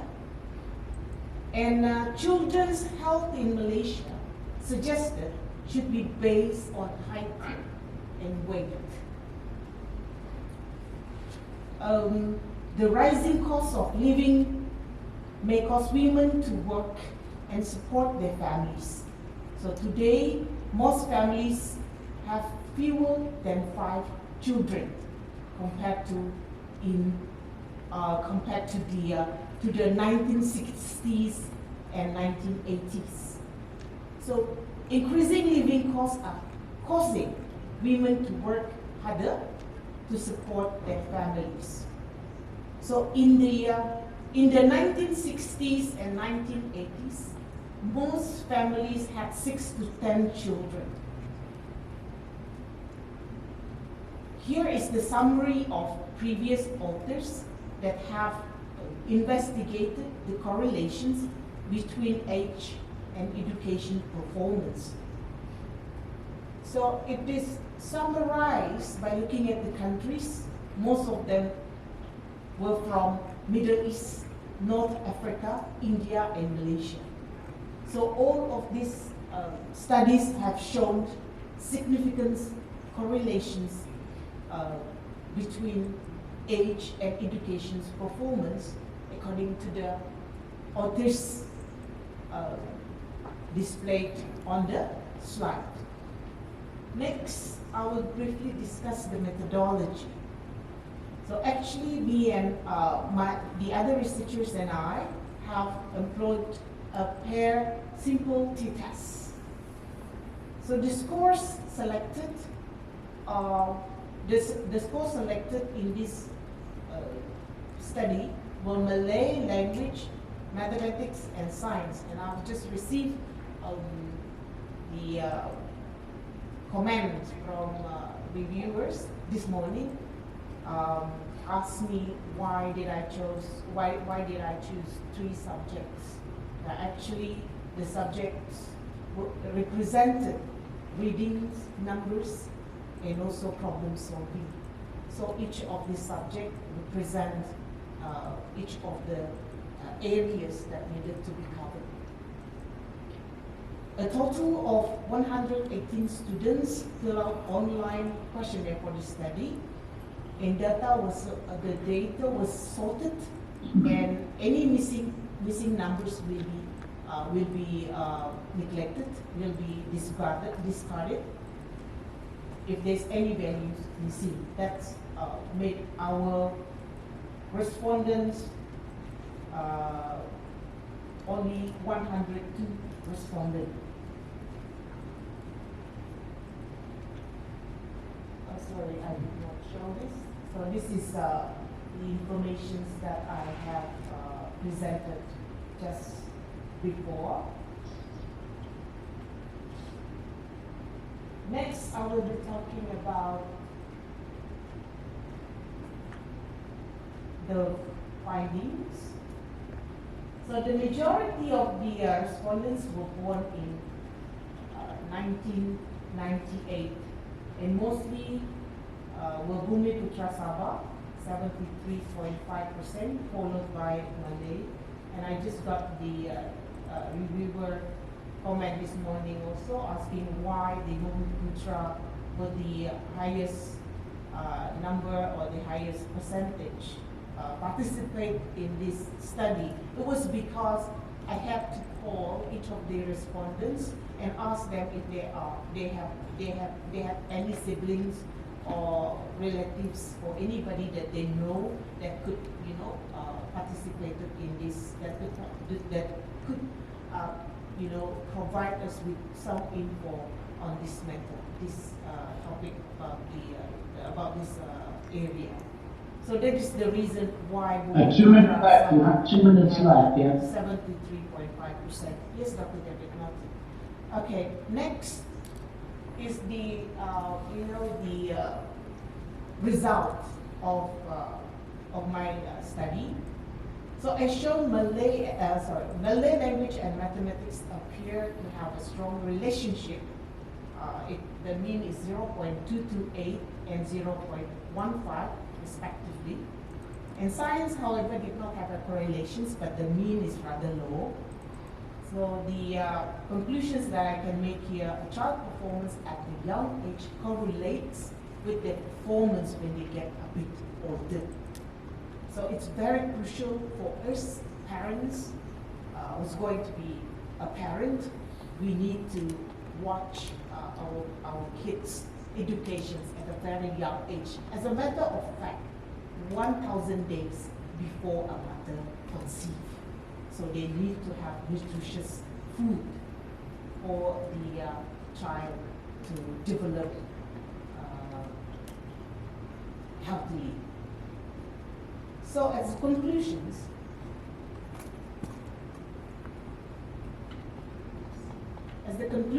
I can say that to become Malaysia has been dreaming or has been aiming to become a developed country.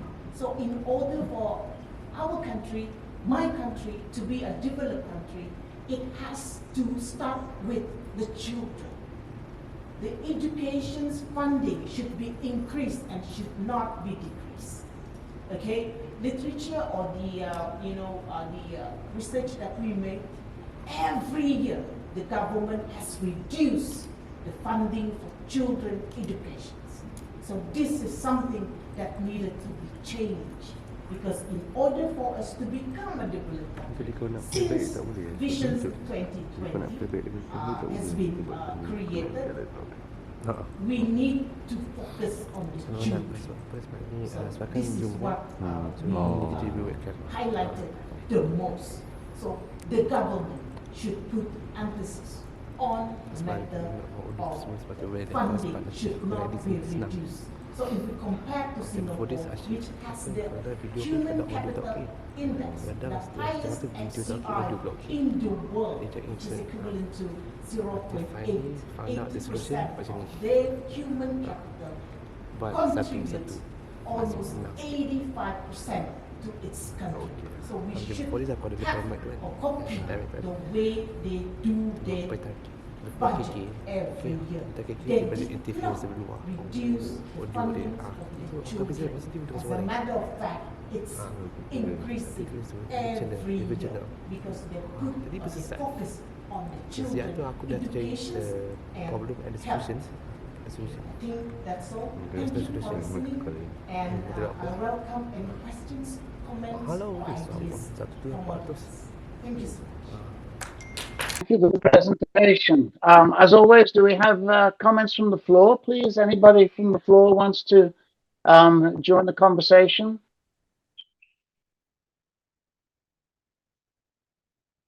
Okay, yes, well, it's very nice presentation. It's very interesting as well. I just wondering, do you differentiate between the genders of the children when you study? Gender? Yes. Oh no, I did not touch that yet. But this is, like I said, this is part of my bigger research. It's only a portion of it. I will share with you. That would be very more interesting, how the gender performs differently. Exactly. Thank you. Okay, I got a question. I got to get in here. I found this very confusing. I'm sorry I do. You begin by saying that you're studying human capital index, which is when a child is born, it's their percentage chance of developing in relation to past people. Then you study 12-year-old and 17-year-old people using exams that don't seem to be directly connected to HCI. Then you talk about pre-birth nutrition and the relationship between health, weight, and height, and then women working. I just don't see where you. I don't see where you're going with this. Can you summarize, one, your research question, and two, the factors that influence it? Where is your result for human capital index, and just focusing on that? It seems to go all around the houses. Thank you very much, Dr. David. Let's deal with, okay, one question at a time. Deal with one question at a time. Can you explain why you studied the results of an exam with 12-year-olds and then the results of an exam with 70-year-olds? Number one, why did you pick those two age groups and those two exams? And secondly, how do those two exams, why are those two exams a measure of HCI? Yeah. Thank you very much for the questions, Dr. David. HCI, Human Capital Index, is just recently introduced by World Bank in 2018, Dr. David. So in order for a country to know when the child born and how much the percentage that this child can contribute to Malaysia, to his or her country, is by looking at this HCI index. So this HCI index has measures. There are 5 items that include health, period of study, the test score, as well as stunting. These are the items of HCI. So like I said, this is a larger I took some portions of a larger research. So that is why I did not share some of the items. I only share the educations because this paper is aimed to cover the educations area. So the reason why I took 2 exams is because I would like to know part of the HCI items is test score. So in order for me to get a good test score from national examinations. So there are 2 national examinations undertaken in Malaysia for children when they were 12 years old, and then when they grow a bit older, when they become teenager, that's when they were 17 years old. So the assumptions of HCI or the World Bank, by the age of 18 years old, a citizen would be able to contribute. So at the age of 18. So we decided to get, yeah, Dr. David, do you have any more questions? Yes, Dr. David, do you have any more questions? So at the age of 18, the World Bank would be able to predict, the contributions or the productivity of a citizen in a country. Wow, I that's hope, pretty impressive. Yeah, I hope Okay, they I have no answer your further questions. questions. Dr. Anything from the David. floor? Are there Okay, any- thank you for the presentation, much appreciated. Thank you. Okay. Thank you so much for your attention. Thank you. Okay, so right, we'll look at Manta. Factors predicting interior preferences. I see a figure going on stage. I assume we have a presenter, do we? Yes, we do. Okay, jolly good. Jolly. Good morning to everyone. I'm from School of Architecture at Keynote Institute of Technology, Lakrabang, and today my colleague Dr. Wikwar and I would like to share with you our exploratory on the thermal and environmental design for human comfort in the Japanese architecture in Thailand. Okay. Here in this slide shows exemplary Japanese design building in Thailand that was from early 1960 to the early 1990s. This building are mostly the research and training center that we received, or Thailand received the financial support from Japanese government. And this financial support was actually partially the war reparation from the World War II, but it was given back to Thailand in the form of financial support in the time where Thailand was changing from the agrarian-based society into the industrial-based society. And during that time, we need a highly skilled worker. So these training and research facilities are built all over Thailand for this purpose. And there are around 50 facilities that are built as part of this project. The money was sent and support Thailand through the organization called JICA, and this timeline shows the building. They are like university, vocational school, library, research centers, and so on and so forth. And in the beginning, my students and I, we start looking and compile the information about this building for their architectural value. Especially, we are interested in how the Japanese architects adapt their design in Thailand, because they are from the temperate zone, the region where the weather is more it's cooler than the high heat and humidity in Thailand. So we were curious how they design and they adapt their design, and also just to collect information, just to inform us how Japanese modernism has play out in our country, Thailand. Sorry. But then, after looking into so many buildings, we found out that there are many interesting detailed design, especially like how they design the ventilation, the roof, just to alleviate the heat and humidity in the building and to reduce the energy consumption within the building.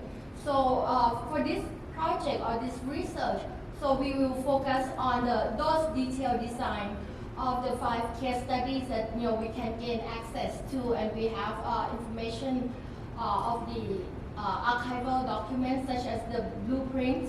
Okay, so we focus on the detailed design of the thermal and environmental design, and just to observe how they are used in the building and how it is different than the detailed design that the local Thai architect have used before. And among the 5 case studies or the buildings that we look at, 4 of the buildings are designed by Kume architect and engineer. This is Mr. Bankuro Kume, who is the founder of Kume Architect Engineer. Most of the buildings that we got the financial support from the Japanese government will come with the Japanese design. Okay, so they don't use the local designer. So and Kume Architect, I think they got got to design most of the building in the project. And here is the late Mr. Kisho Kurokawa, who's a renowned architect, a modernist architect, and he's the designer of one of the building in this case study, which is the former Japanese Study Institute at Thammasat University, and now it is called the Institute of Asian Study. And in the review and in our study, we have looked at previous work of Mr. Kurokawa in Japan that was designed during the same time in the early 80s, namely the Art Institute at Saitama and in Nagoya. And we found a very similar design and detailed design that he used in the building, which we'll talk about it in the later slide. Okay, come to our case studies. There are 5 case studies in our research. The first one is near. So we use the auditorium at our school at Kimongkut Institute of Technology, Latrabang. This one is also designed by Kume Architect Engineer, and you can see that it has a strong characteristic of a modernist architecture. Okay, this one was designed in 1974. And the next one, this is a lecture hall complex, also designed by Kume Architect and Engineer. This one is opened in 1984. It started building in 1983. Okay, all the design and the equipment, appliance in the building has been imported directly from Japan. And next, sorry for the picture that cannot put the whole thing. This is the third case study is the Central Laboratory Facility at Kasetsart University at Kampang San campus. This is a 1-story building. Also has been used as the lab, and it has the library, auditorium, has a very similar facilities and amenities as the other building in the case studies. And the fourth one, this one is also. You have 3 minutes left. Oh, perfect. You have 3 minutes left. Okay. This one is designed by Kisho Kurokawa. Okay, as I stated earlier. And the last one is the Research and Training Center at the for the Ministry of Natural Resource and Environmental Training Center. So for the analysis, we found out that there are similarities in the pattern, although with different companies. We found that the Japanese architect has used the different roofing design. Mostly they use double roofing, and they use the concrete slab and cover with corrugated roof to reduce the direct radiation from the heat. And for the wall also, they use a double wall and with the air gap to release the humidity and the heat from the wall. Also, sometimes they create the veranda around the main building just to create the buffer zone between the external and internal space. And lastly, for the similar pattern, we found that they use the water features adjacent to the main building just to create the ventilation and just to create the air buoyancy to create the wind. And also, and also the other thing that we found that they use typically they use the void, create the void that through the several floor in the building just to create the chimney effect. Okay, and in every facility that we study, they also use the open court within the building that also to create the comfort and visual comfort and reduce the heat within the facilities. And so for the recommendation, I think that if we study this detail, we can also apply it to the contemporary building design and to reduce the consumption of the energy. And for further research, since this research is based on the direct observation and subjective opinion of the building user, so we plan to actually do the more objective research by actually building the heat level, the temperature level, and the humidity level at the actual building. Also, we contemplate to do the computer fluid simulation design for this detailed design to verify whether it actually works. Thank you, and that's all for my presentation. Thank you for that. Thank you for the presentation. Very interesting. Let me go first this time. My question is, you seem to have a fairly arbitrary selection of elements, for example, the rooftops and the water features and so on. It seems more like an audit than an evaluation, and I don't see any assessment, measurement of thermal or environmental design, and yet you still make recommendations to adopt some of these architectural elements. So how did you measure the thermal efficiency? How did you evaluate the environmental design of these projects? Yes, sir. I can understand what you mentioned and your concern. And as I mentioned in the recommendation for further research, that this evaluation was from the user, and that I omit and I didn't talk about it. We interview with the building occupants and the executive and the facility manager of the building, and how they feel, or the building the energy consumption within the building.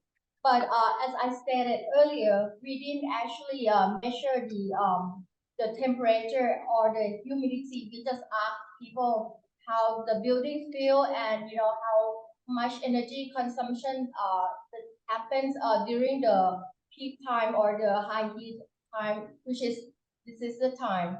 And so in the future, we plan to actually do the objective measure of, measuring the real temperature and humidity throughout the year. Right, okay. Okay, I won't dwell onto that. Do we have any questions from the floor, please? Come on, floor. You're a bit slow today, floor. Anybody in the audience like to contribute? They're shy. They're all shy. Okay, listen, I'll leave it there. I think I would like to see more objective data in this. I'd like to see more of a measurement and a comparison before you make your recommendation, because you do conclude recommending these details should be adopted because, as you claim, they increase the comfort and reduce the energy consumption. But at the moment, as it stands, your reporting doesn't cover the measurement and does support those. So I think if you're funded in that area, it will greatly enhance this research. Yes, sir. Yes, sir. Yes, we will do that in the next. Okay, thank you. Thank you so much for the presentation. Yeah. Thank you. you. We look forward to seeing you at the next conference. Thank you.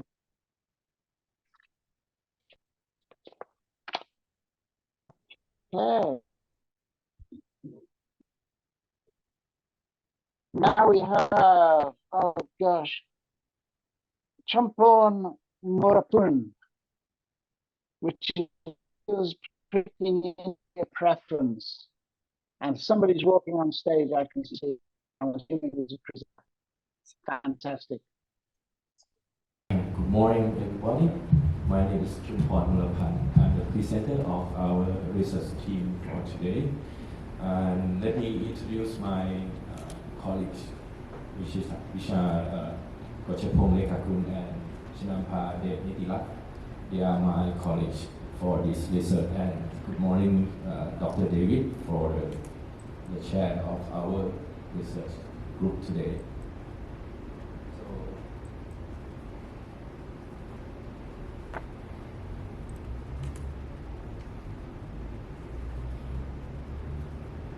Sorry. Okay. Oh, I would like to start with the theory of evolution. This is the starting point of my research, of our research actually. We are looking for the evolution of the human that try to find the place for hunting and gathering the food. So we ask the question that how do they select the place to find the food and gathering the food as well. So it might be something that people like the place or know the place that they can find the food. So after that, in 1989, Kaplan and Kaplan proposed the model of environmental preference. And this model will show that there are 4 factors that predict the preference. The first one is covalent. Covalent is referred to the feature that enhance the people to understanding and organizing that place. And the second variable is complexity. Complexity is how much is going on for the 2-dimensional scene. I would say that it's about the intricate or visually rich it is of the scene. And the third one would be the legibility. Legibility is the feature that help people to understanding and also give the opportunity to build a cognitive map for the people. I would say like it's a wayfinding. And the last one is a mystery. The mystery is talk about any feature that give the opportunity for the people to find out new information and try to allows them to explore more about the place. So these 4 factors found that it has a positively correlated to the preference. And then I go through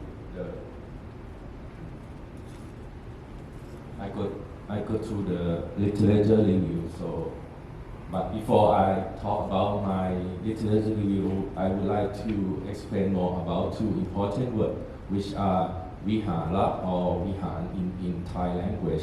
So Vihan is a place that the people visit and do make merit or pay respect to the Buddha statue. And the other one is Ubosot. Ubosot is a place that where the people, the normal people like me, go to that place and become a monk at that place. So this is the two important words of my research that I would like to declare for you guys. And then I look for the literature review, and I found important things about our research gap. The first one is the environmental preference has been conducted in landscape rather than in architecture or interior architecture.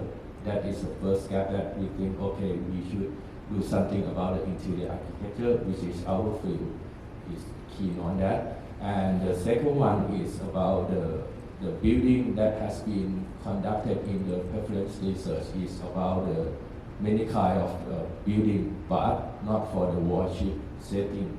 That's why I come up with Ubosot or Vihara, which are the building in the temple and in the religion things. And the third one is about the gap of the method that they use.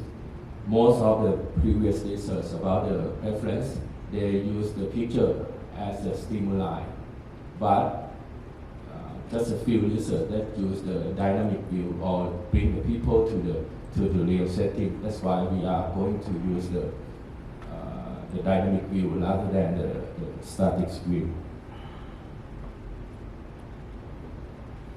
And after that, I use the conceptual framework, which consists of the 4 factors and interior preference as a dependent variable. And also I put the style of the architecture into the intervening or the mediating variable.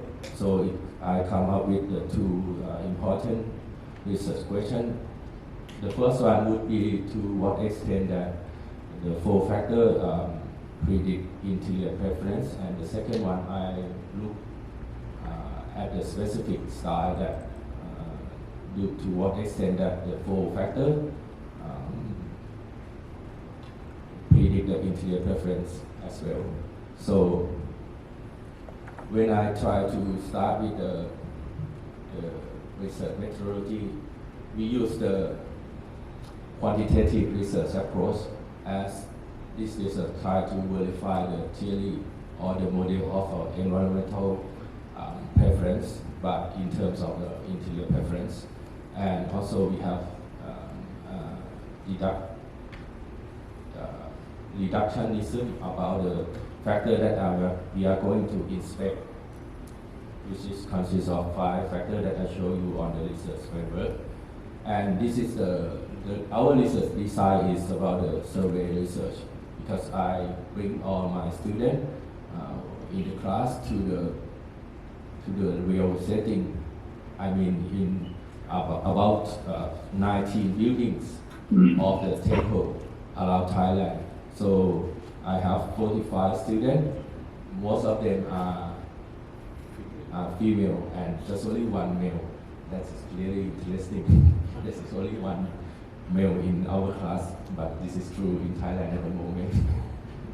Actually, but gender doesn't have any effect about the preference.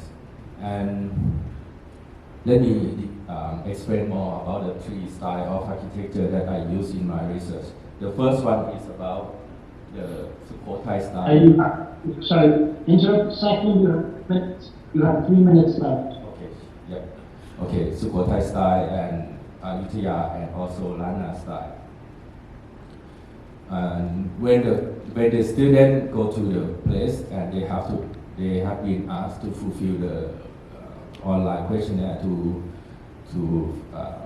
give their opinion about the level of the 5 factors, and then we used multiple regression to analyze the relationship of the 5 factors. Interestingly, that we found that only 3 coherence, legibility, and mystery. Sorry.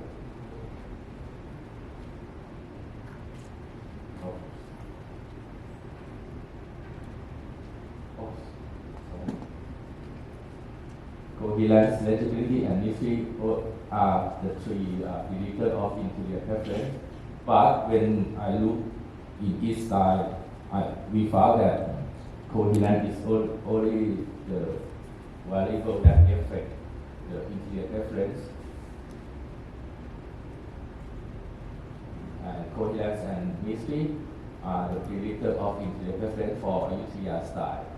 And this is very interesting that only for Lanna style that the 4 factor predicts interior preference.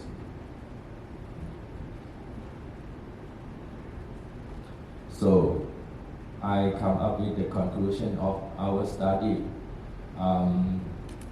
We found that complexity is not the predictor of interior preference, which is different from the model of environmental preference.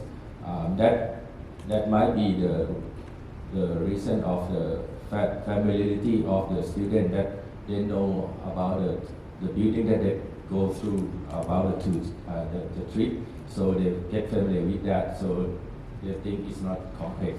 And also maybe the complex is not the issue because of the dynamic view. The student see a lot of space clearly, so they don't think it's a complexity.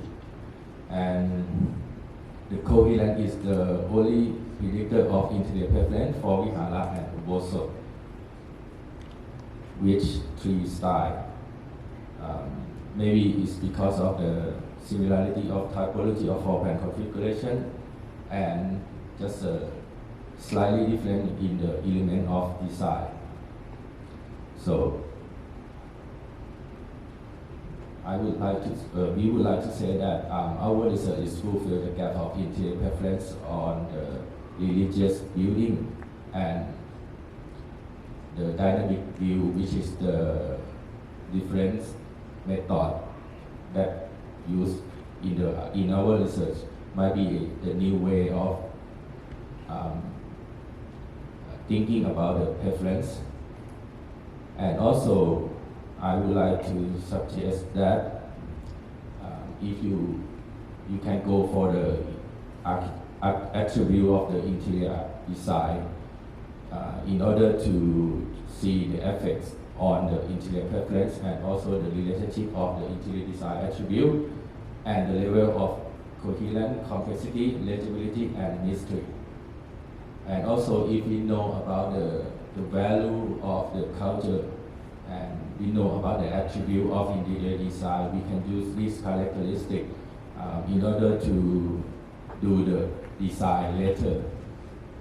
That's all of my presentation, and thank you very much for your attention. Thank you. Okay, thank you for that. Most interesting. Again, let me kick this off. It's interesting you touched on it towards the end there. One question I have is, when you're using basically a spiritual place, which in this case is the Buddhist temple, does that shape these 4 factors in comparison to evaluating what might be called a normal place, you know, a normal house or any kind of other place compared to the spiritual? How much does the spiritual nature of this building influence the decision making? Sorry, could you say again? Because the signal is not very good, so I can't hear you correctly.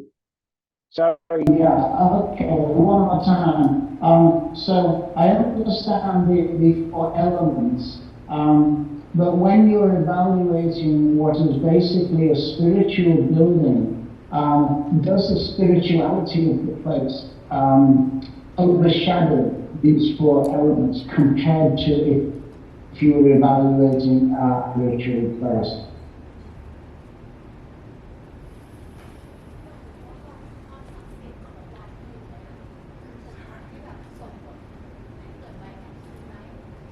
Are you getting the question? I'm sorry. Yes, my friend just interpreted to me. Thank you.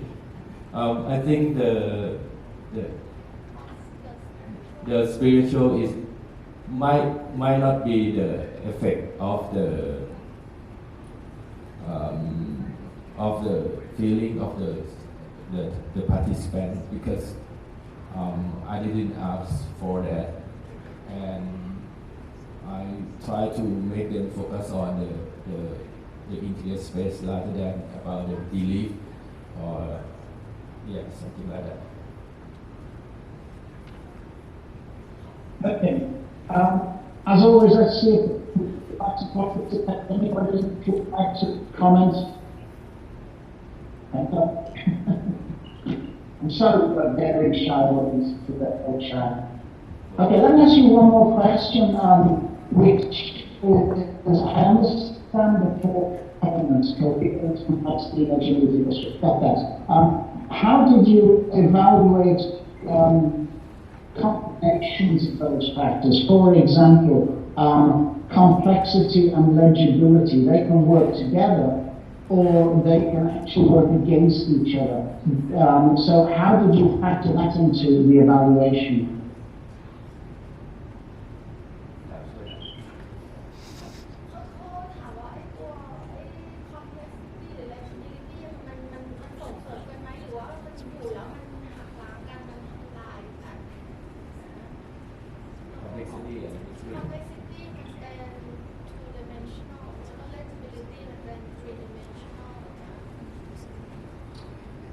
I'm not sure how this is actually, because I found that complexity is not the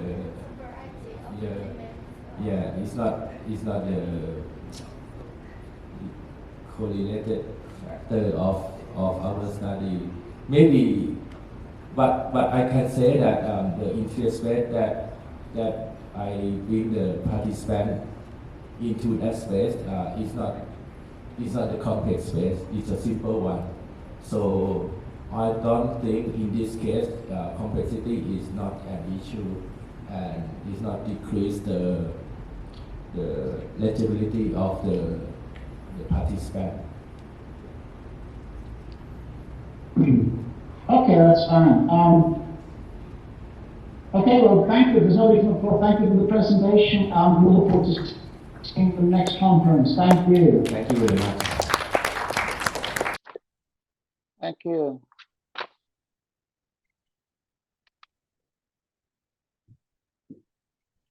Paramita, privacy and relationships of roommates. Yes, okay.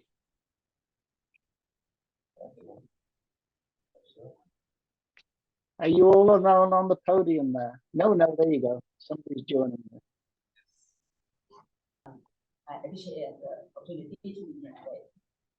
So before I start, let me introduce myself first. My name is Paramita Samdeshaya from Thailand, Department of Interior Architecture from Universiti Teknologi MARA. So today I will share my research with you, and the pattern of my presentation is privacy and relationship of roommates in the situation of COVID-19. So impact on us in many ways, such as we had to be on online learning and we had to spend more time in the room more than usual. So it will increase my privacy issue and stress. So lack of privacy issue may affect to the relationship between roommates. So from this background, the study aims to investigate the relationship between privacy and the relationship of students, and to investigate the relationship between sensitivity to the lack of privacy and relationship set up among students. And next is literature review. We divide it into four parts: is privacy and state, territory, and relationship between roommates, and the impact of the COVID-19 situation on students. First is privacy and state. The results show that having a privacy while using a residential space have a positive effect on the state. And second is territory. That if a student can modify or create territory in the room, it feels more relaxed and feel free to use a room or space. And the third is relationship between roommates, and we found that the racial difference among students roommates affect the dissatisfaction while using the room. And the last is impact of the COVID-19 situation on students. The COVID-19 situation effect on the room use behavior on students, such as online learning. And we had a finding that students in university or college were unhappy because they were away from family and really when the pandemic began.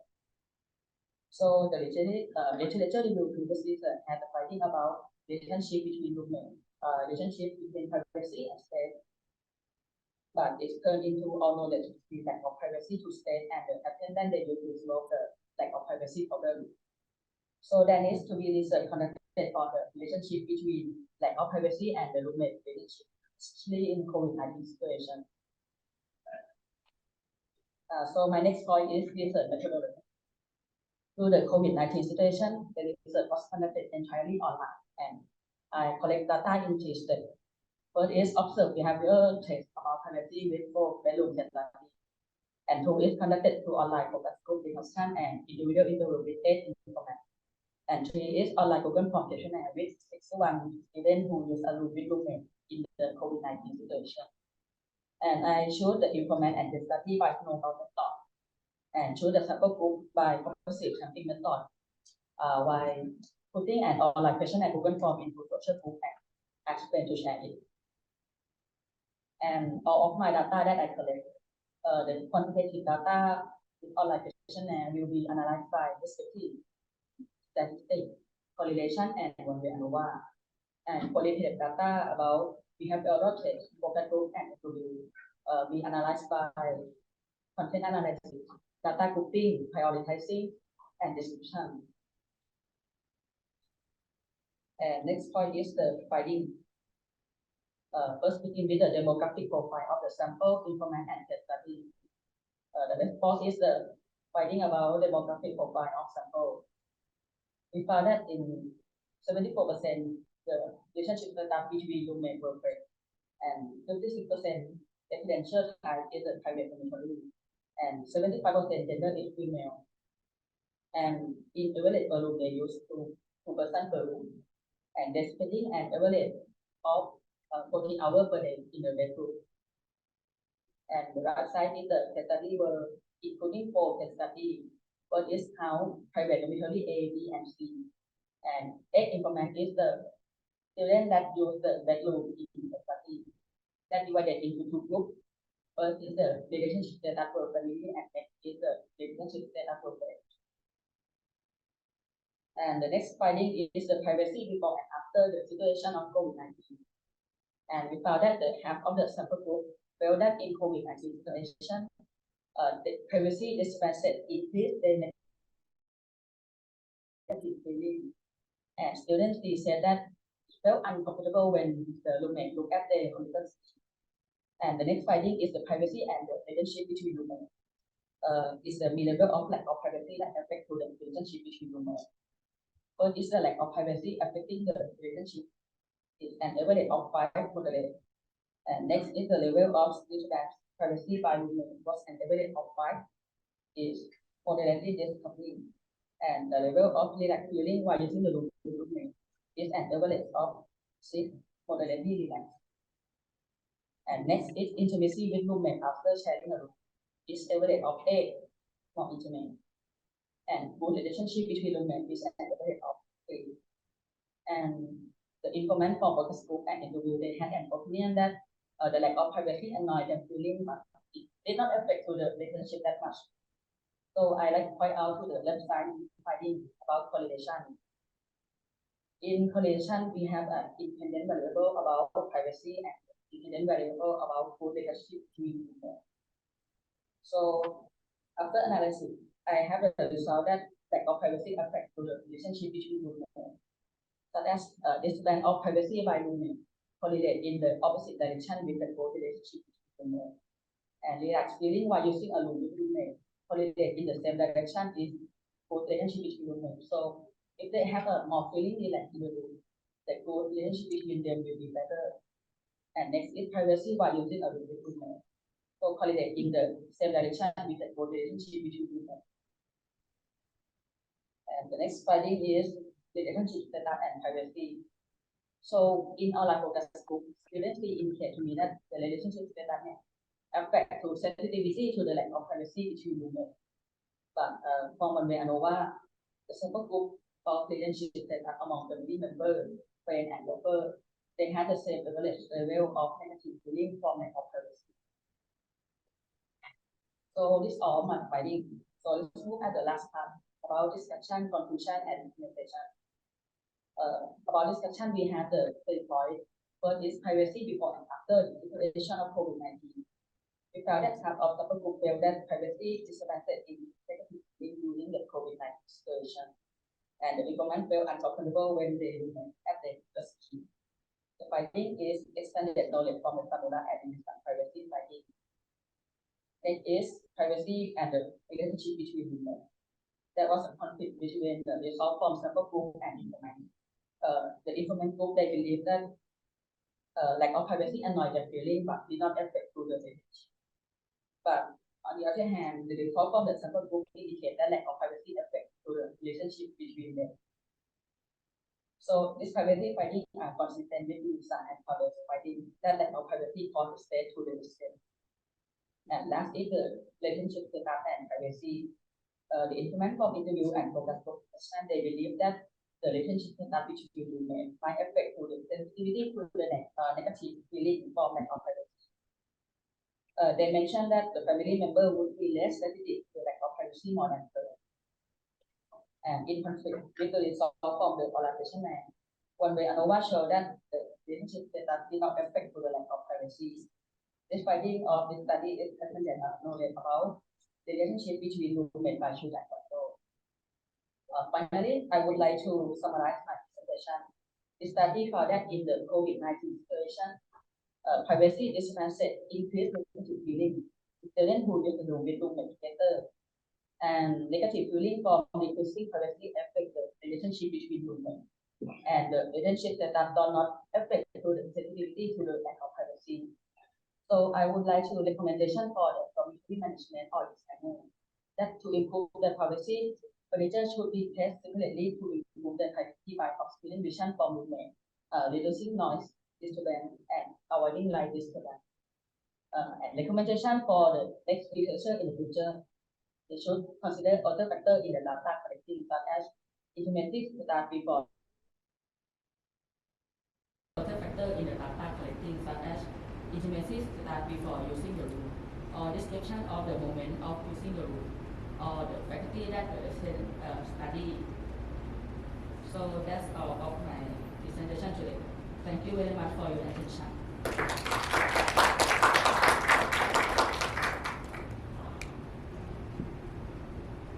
Thank you. And you cut out on me there. Sorry, your sound with the presentation.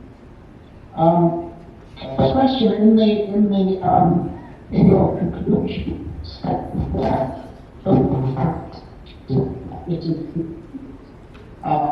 But I didn't see in the research before COVID or during. Pardon? Can you talk it again because the signal is. Can you hear me? Okay, yes, try one more time.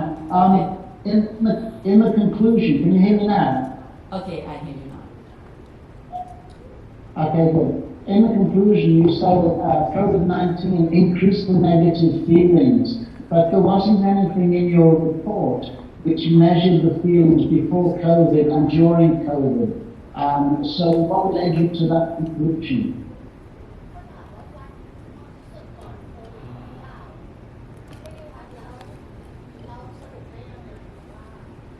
In our vision, I asked question about on and before and after COVID. After COVID situation, do they feel that negative feeling increase more lack of privacy? About that is a question for our question about after. So it was based purely on the testimony of the interviewees. Yes.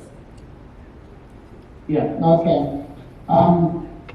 Okay. Any questions from the floor? I don't have a question, but let me see. Any questions from the floor, please?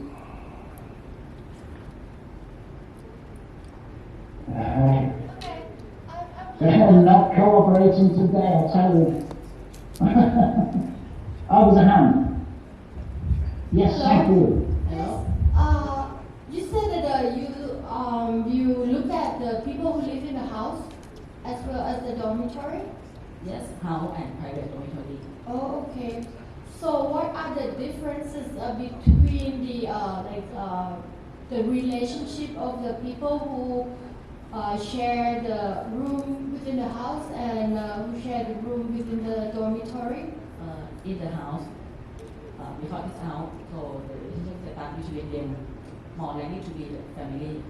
But in private dormitory, they might be family or they might be a friend because they share money together to spend their room or dormitory.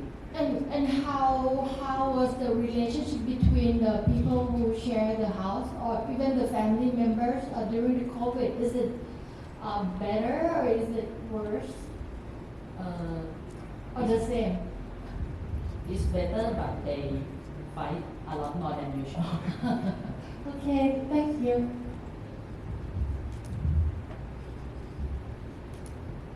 Okay. Professor, can I raise a question here? I would like, I'm Leo from Silpakorn University, and I would like to know that how, not only during the COVID, if we put people, especially teenagers, live together for a long time, many things will happen, especially in a limited space. So I would like to know that how do you reduce the research bias in doing this research? Means that not only during the COVID, even during daily life, they even care a lot about privacy. And how do you identify this problem is caused by COVID? How did you identify that? Oh, this problem caused by COVID instead of it's different from the daily life. Yeah, people live together for a long time. They have a lot of problems.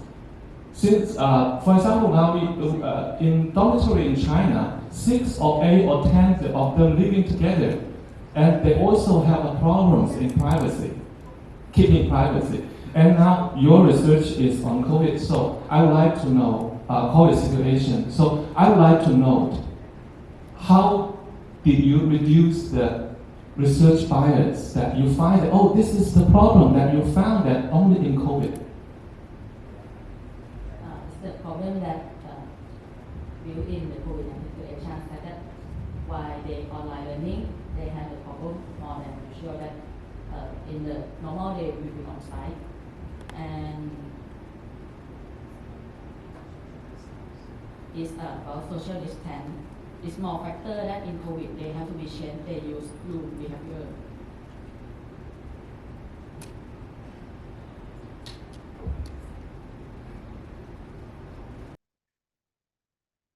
Okay, I think that's a very valid point. It's basically where I was going with my first question. I think if you either just leave this research as a study of the privacy, or if you want to relate it to COVID, I think you have to do some kind of comparison of before and after. But I think at the moment, that's one of the questions which the presentation raises is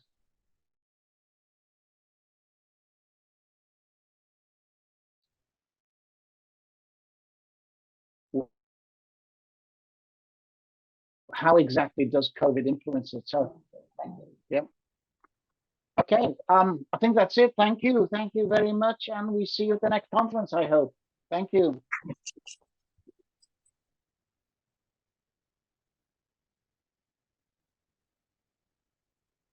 Okay, Sumitra. Hi, everybody. I'm Sumitra Wongpakdi. I'm a student in doctoral program in environmental design from Keynote Institution of Technology, Thailand. We hear a lot about well-being, but this is theory. I'm delighted to be here today to tell you about the concept and factors affecting well-being as perceived by Bangkok home buyers.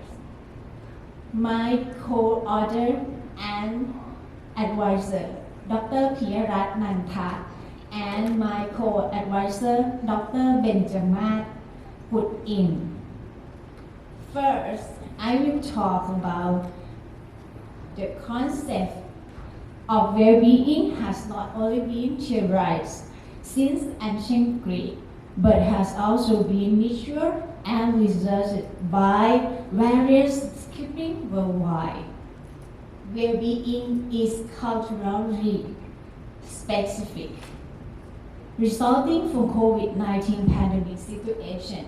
In 2022, the Bangkok Metropolis Development focused on Bangkok to a compact and smart metropolis with sustainable and livable for all. Therefore, the development plan should promote holistic, sustainable well-being to establish a model of the environmental design factor. My objectives are to understand the informant's perception of well-being and to find the built environment and socio-cultural factors affecting the perceived well-being. From the literature review, WHO describes well-being as a resource for healthy living and a positive state of health. This is more than a sense of an illness and enables us to function well. Well-being has a more comprehensive than quality of life, which will allow existing life satisfaction on each person's physical condition and mental state. According to Dodge, the concept of a hedonic and eudaimonic tradition, this is when humans in the complete well-being, the condition physically and emotionally encounter obstacles in life. Their mind will be able to recover faster than people with a lesser degree of well-being. Well-being integrated concept comprise of three major areas: health, psychological, and sociology. Based on the study of well-being, these three areas, well-being is categorized in the four dimensions. Physical is the ability to maintain a healthy quality of life that meets our physical states. Mental, a dynamic and psychological state. Spiritual is the feeling connected to a higher power or feeling of peace or transcendence. Social, as positive social health and how they balance individual and social worlds. There are the indicators from literature review since 1948. In this research is the qualitative research, collect data using 13 focus group discussion with 78 informants. Informants were selected from field research by snowball technique. 13 focus group discussion of 6 informants. It is grouped in 2 periods. The first during September 2022, who frequently use automobiles and public transportation, and second during November 2022, 5 focus group who frequently use the public train, BRT, MRT, BTS as their main transportation were held. The qualification of selected informants range of age 18 to 53 years old. Individual income 800 to 6,000 USD and household income of more than 3,000 USD. Each focus group was moderated by expert moderator with over 15 years of experience. Content analysis will apply, interpret, and analyze the data. On finding, Meaning of well-being. The informant which different demographic and lifestyle agree on 4 main elements of well-being. The first, physical well-being and mental well-being. And the third, living in a good environment. And the uncontrollable factor that the informant worry about is social. The youngest group define well-being is related to work-life balance and financial status. The informant mentioned 4 dimensions of well-being in this order, from the most frequent to the less frequent. From the most frequent to the less frequent. First, physical well-being is physically healthy without severe illness or chronic illness. Mental well-being is the beginning of bliss. Blissful are mentally healthy with temperate, ready for a new day. Social is living a friendly community. Spiritual well-being refers to feeling a sense of purpose and fulfill and having a positive outlook of life. The informant agreed that the four features of new residents enhancing the well-being of every status and lifestyle were comfortable living, convenient lifestyle and safe environment, and aesthetically pleasing is the most mentioned for the highest income to reflect social status. By the way, well-being is mentioned as the hierarchy of development. This is an agreement with Goldman. This is an agreement with Goldman. The result from the study showed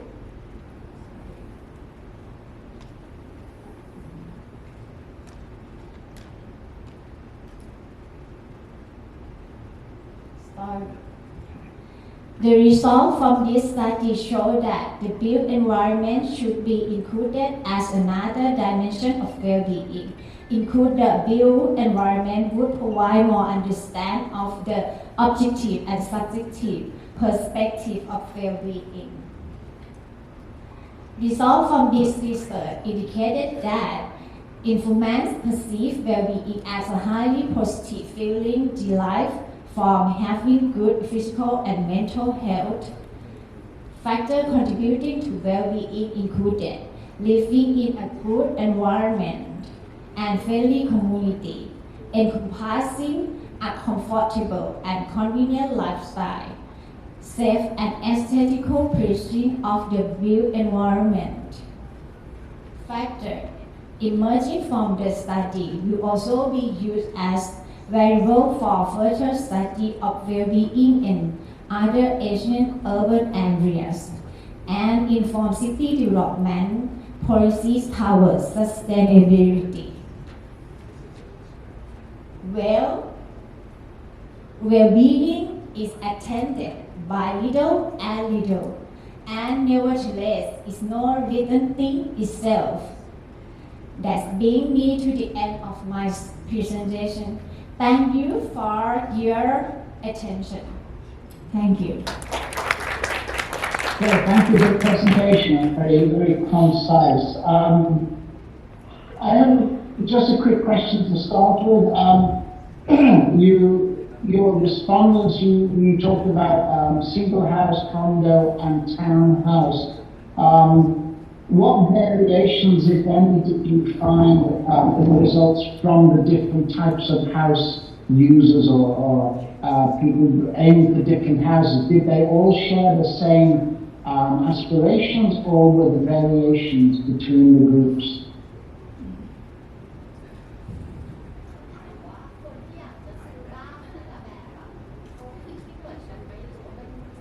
Do Did you get my question? Yeah, I know. For the home buyer, they think in kind of the function is different, but the purpose to buy is not different. They want to move to the better environment to make them a high level of well-being. Yeah. Right. So no difference between the different target groups, basically. Yes. Okay. Cool. As always, questions from the floor, please. Anybody wants to participate? Do we have a question from the floor, please? Okay. Thank you for my presentation. Can you explain me more about the focus group? What is the group of the question you ask to the informant? Thank you for your question. The question asked in the focus group were on the perception of pleasant residential, the importance of way of life and lifestyles, and the understanding or perception towards well-being and quality of life.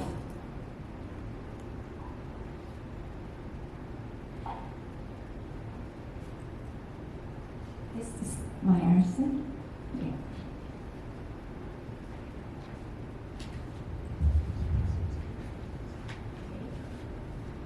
Sorry, my standards. Did you get an answer to the question? Yes. Okay. Okay, good. Thank you. Good. Anybody else from the floor? Thank you for the question, by the way, from the floor. Any other people from the floor like to contribute? Okay, well, thank you so much for your presentation, and we look forward to seeing you next time. Thank you. Thank you.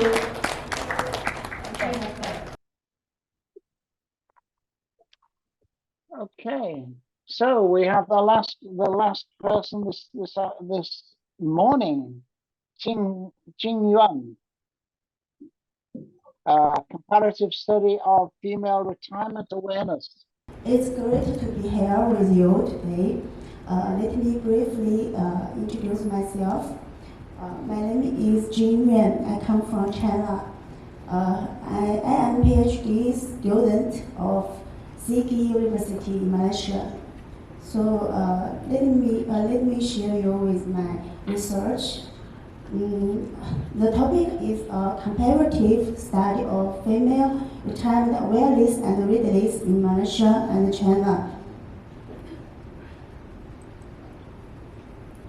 So the structure of the presentation is divided into 6 parts. Let us start with the background. Nowadays, we are going to the World Social Report. We are going to the Asian Society.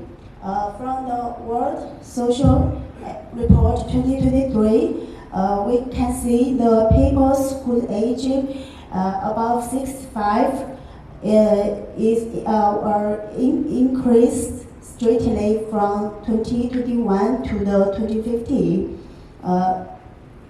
The World Social Report 2019 also shows the woman's lifetime is longer than men. From the Sustainable Development Goals, we know the 3rd point is the good, healthy, and well-being, and the 5th is the gender equity.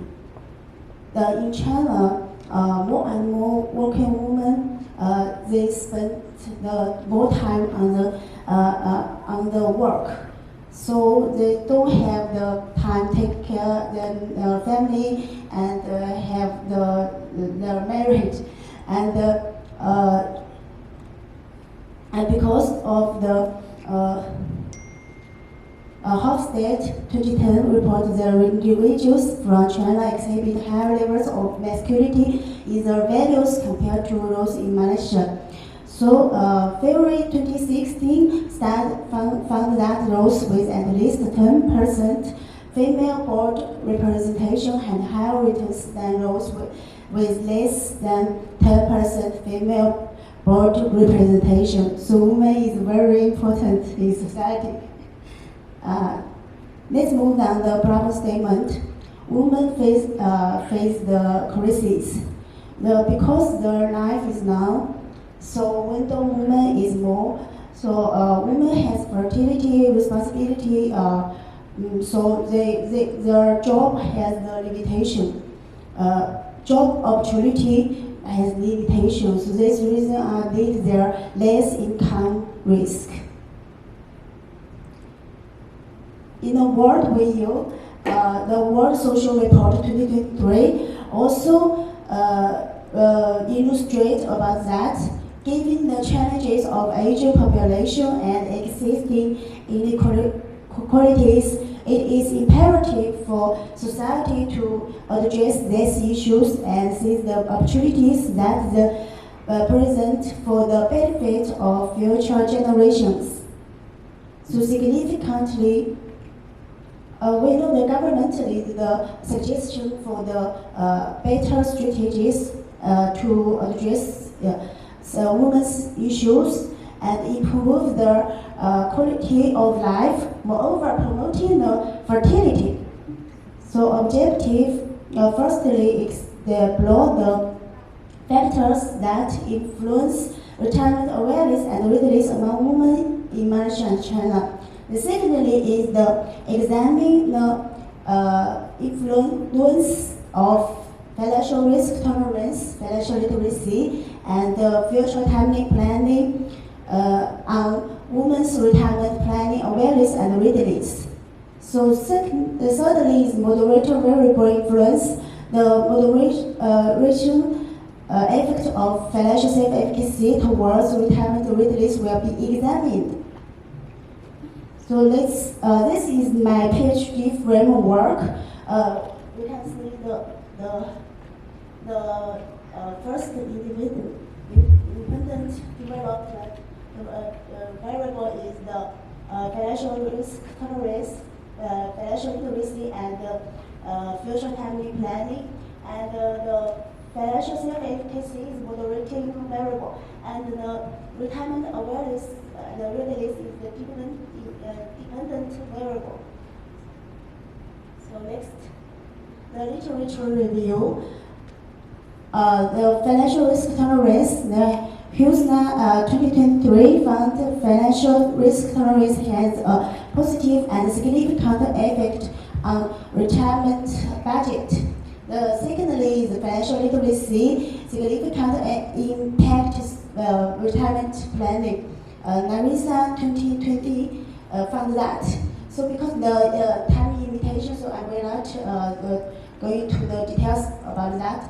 And methodology 100, the Malaysian women and 200 Chinese women completed self-administered online questionnaire, and IBM SPSS with Smart PAS were used. The findings. So green, this is green color. Figure 2 and figure 3 is shows the China's data. The pink color is shows the Malaysia data. So I will invite my international co-author to present to us. Howlin Lee. The figure 6 is combined past analysis. It shows that model is suitable also. The figure 7 is bootstrapping of combined. It shows the moderator efficiency. We are using smart PLLs to run our data to test relationship among the variables which reflect to our research objectives. Thank you, Jingyuan. Thank you, Haroni. Okay, next slide is discussion.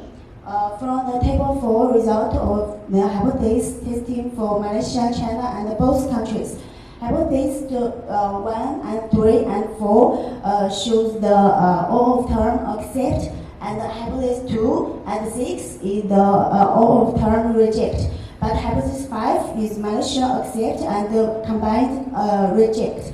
But hypothesis 7 is the Malaysia reject and combined accept. So from the findings, so we have the conclusion and recommendation. The first one is the compare two countries. Financial risk, tolerance, future timely planning, and financial self-efficacy are directly determinants of retirement planning, awareness, and readiness in the combined shop. The second one is the insights for government. Help women have a better quality of life in society and promote fertility in Malaysia and China. And thirdly is the identification the financial self-efficacy as a significant predictor and moderator towards the retirement awareness and readiness. So women should develop the financial self-efficacy can improve have the good retirement planning. Thirdly, the limitation. Because the limitation is the sample of China just choose from the 4 cities and the respondents who work in China and Malaysia. In the future research, the responses from the diverse backgrounds and the qualitative approach could be used, and the multinational comparison were used is nice. And the acknowledgement, I will very thank you, Dr. Chong and Dr. Ivy for this guiding and suggestion for the project, and how they present to us. And paper contribution to the earthly environment. So this is all of the authors.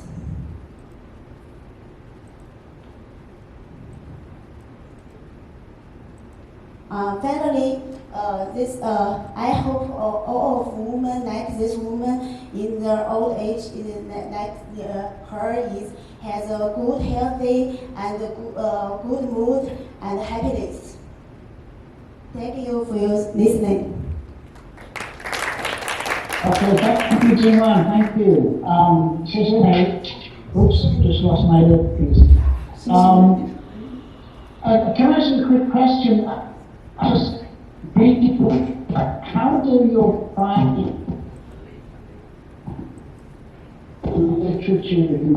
I saw a lot of similarities between what you highlighted in the literature review and what your findings are. So, what did you discover that wasn't there, or what did you agree with that was there? Sorry, Prophet. I cannot hear you. Okay, sorry, everybody's hearing me. Let me try again. What is in your findings that was not in the literature review? What new knowledge did you discover? So, did you get the question? You mean what is my findings connected to my literature review? Yes, I saw the similarity between what you had in the literature review. It was very similar to what was in your findings. So I just wanted you to compare the two. My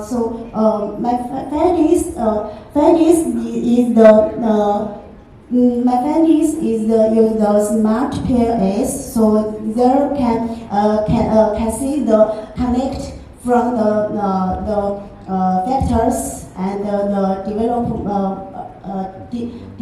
variable the connection. So, yeah, from the families. Okay. Let me ask one other quick question. You had, again, in your conclusion, you mentioned you summarized China and Malaysia in the same way. Was there any difference between the findings for Malaysia and the findings for China? The difference is the Malaysia hypothesis 5 has the Malaysia reject, but China accept. So hypothesis 5 is the financial self-efficacy affect the financial literacy and retirement awareness and release the relationship. So financial this is different, and the hypothesis 7 is also different. The Malaysia is reject. They don't have the financial self-efficacy, and hence the relationship of the financial of the future timely planning and the retirement awareness and the relationship. Thank you. So this is different. Okay, cool. Thank you. Yeah. Thank you. Do we have any questions from the floor, please? Last question before lunch. Come on, chaps.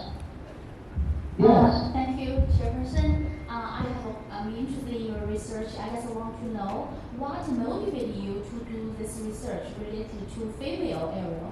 Thank you. Thank you for your question. Actually, I am a woman. From my current childhood, I know the woman is hard.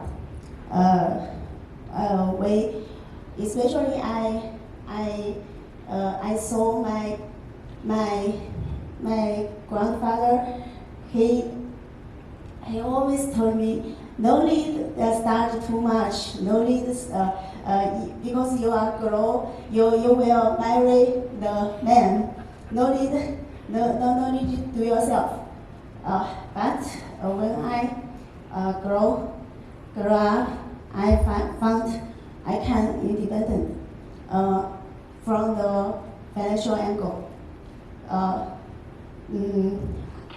So I found this is the way to encourage me to grow to the until now. So I want to share my experience and my research to all of women. They have a good life. So this is the reason for inspiring me. Thank you. Okay, I thought I saw a second hand going up in the audience. Thank you for your presentation. I think this topic is very interesting. So may I see you? May I ask just? Okay. Sorry. Yes, just a quick question. I'm not sure if I catch it when you presented, but I'm wondering what's the retirement age for the woman in Malaysia and in China, and what's the lifespan of the female in both countries? What? Okay, first, what's the retirement age? Yeah. 60, 65, or 45. In China is the 45. Really? Yeah. You stopped working at 45? Yeah. Yeah, 45. And in China, there are three kinds of level. And if you're a professor, you can retire at 65. And then if you have a job in a university like professor, you can retire. You can apply to retire at 65. 65. And if you're ordinary government servant, or for maybe for 90% of the people is 60. But some of the people, now they are showing the care for the women, and you can apply to retire at 55. Yes. Thank you. Yeah, and you mean the average of the longevity, right? The average life, as I know, and the latest data is almost 75 to 79. And if my memory serves me well, and it goes like this: it's 3 years longer than men. It's because of the woman care. Thank you for your helping.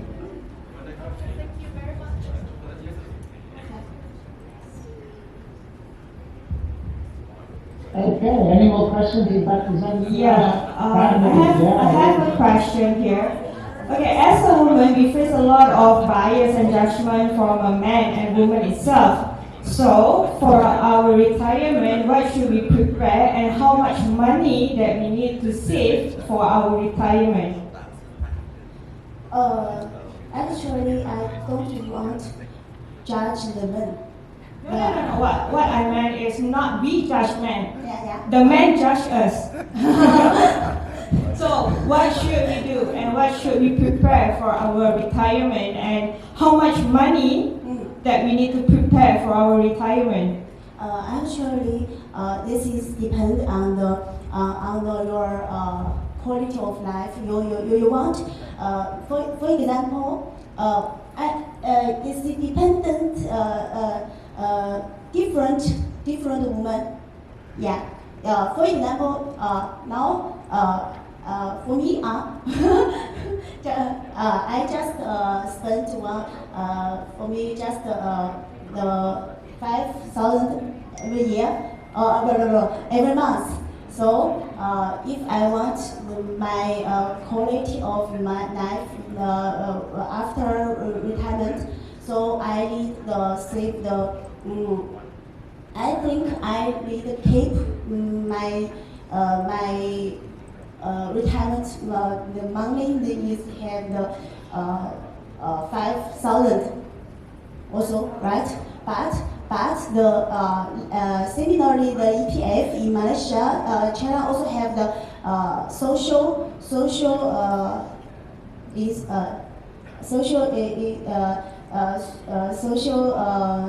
like the EPF. So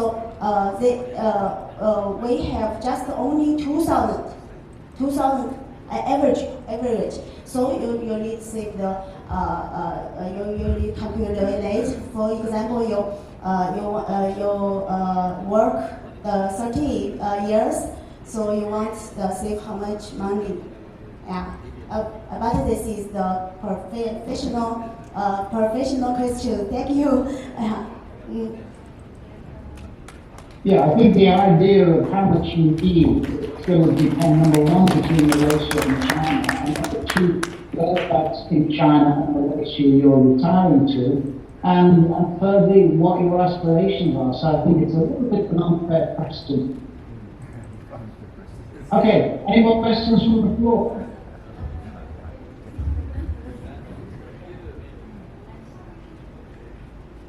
No? Okay, well listen, thank you so much for your question, Jingwan, and again, hopefully we see you at the next conference. Thank you. Thank you. Have lunch. Okay, and thank you to all the participants. Good session. Thank you so much. Thanks for all the questions from the floor as well. Hopefully everybody will reconvene for the next conference, wherever that might take place. But thank you all for your participation. Thank you.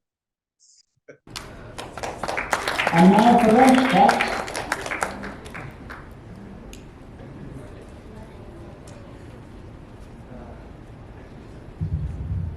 Testing 1, 2, 1,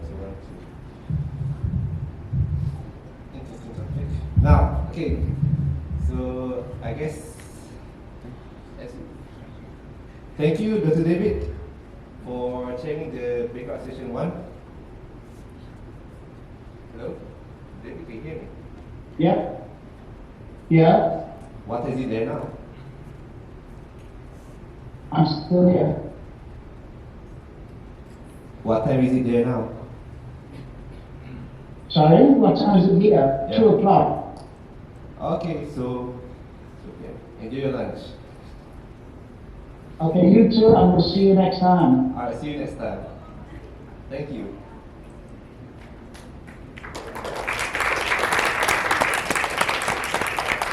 Right, I'm going for lunch. Bye-bye.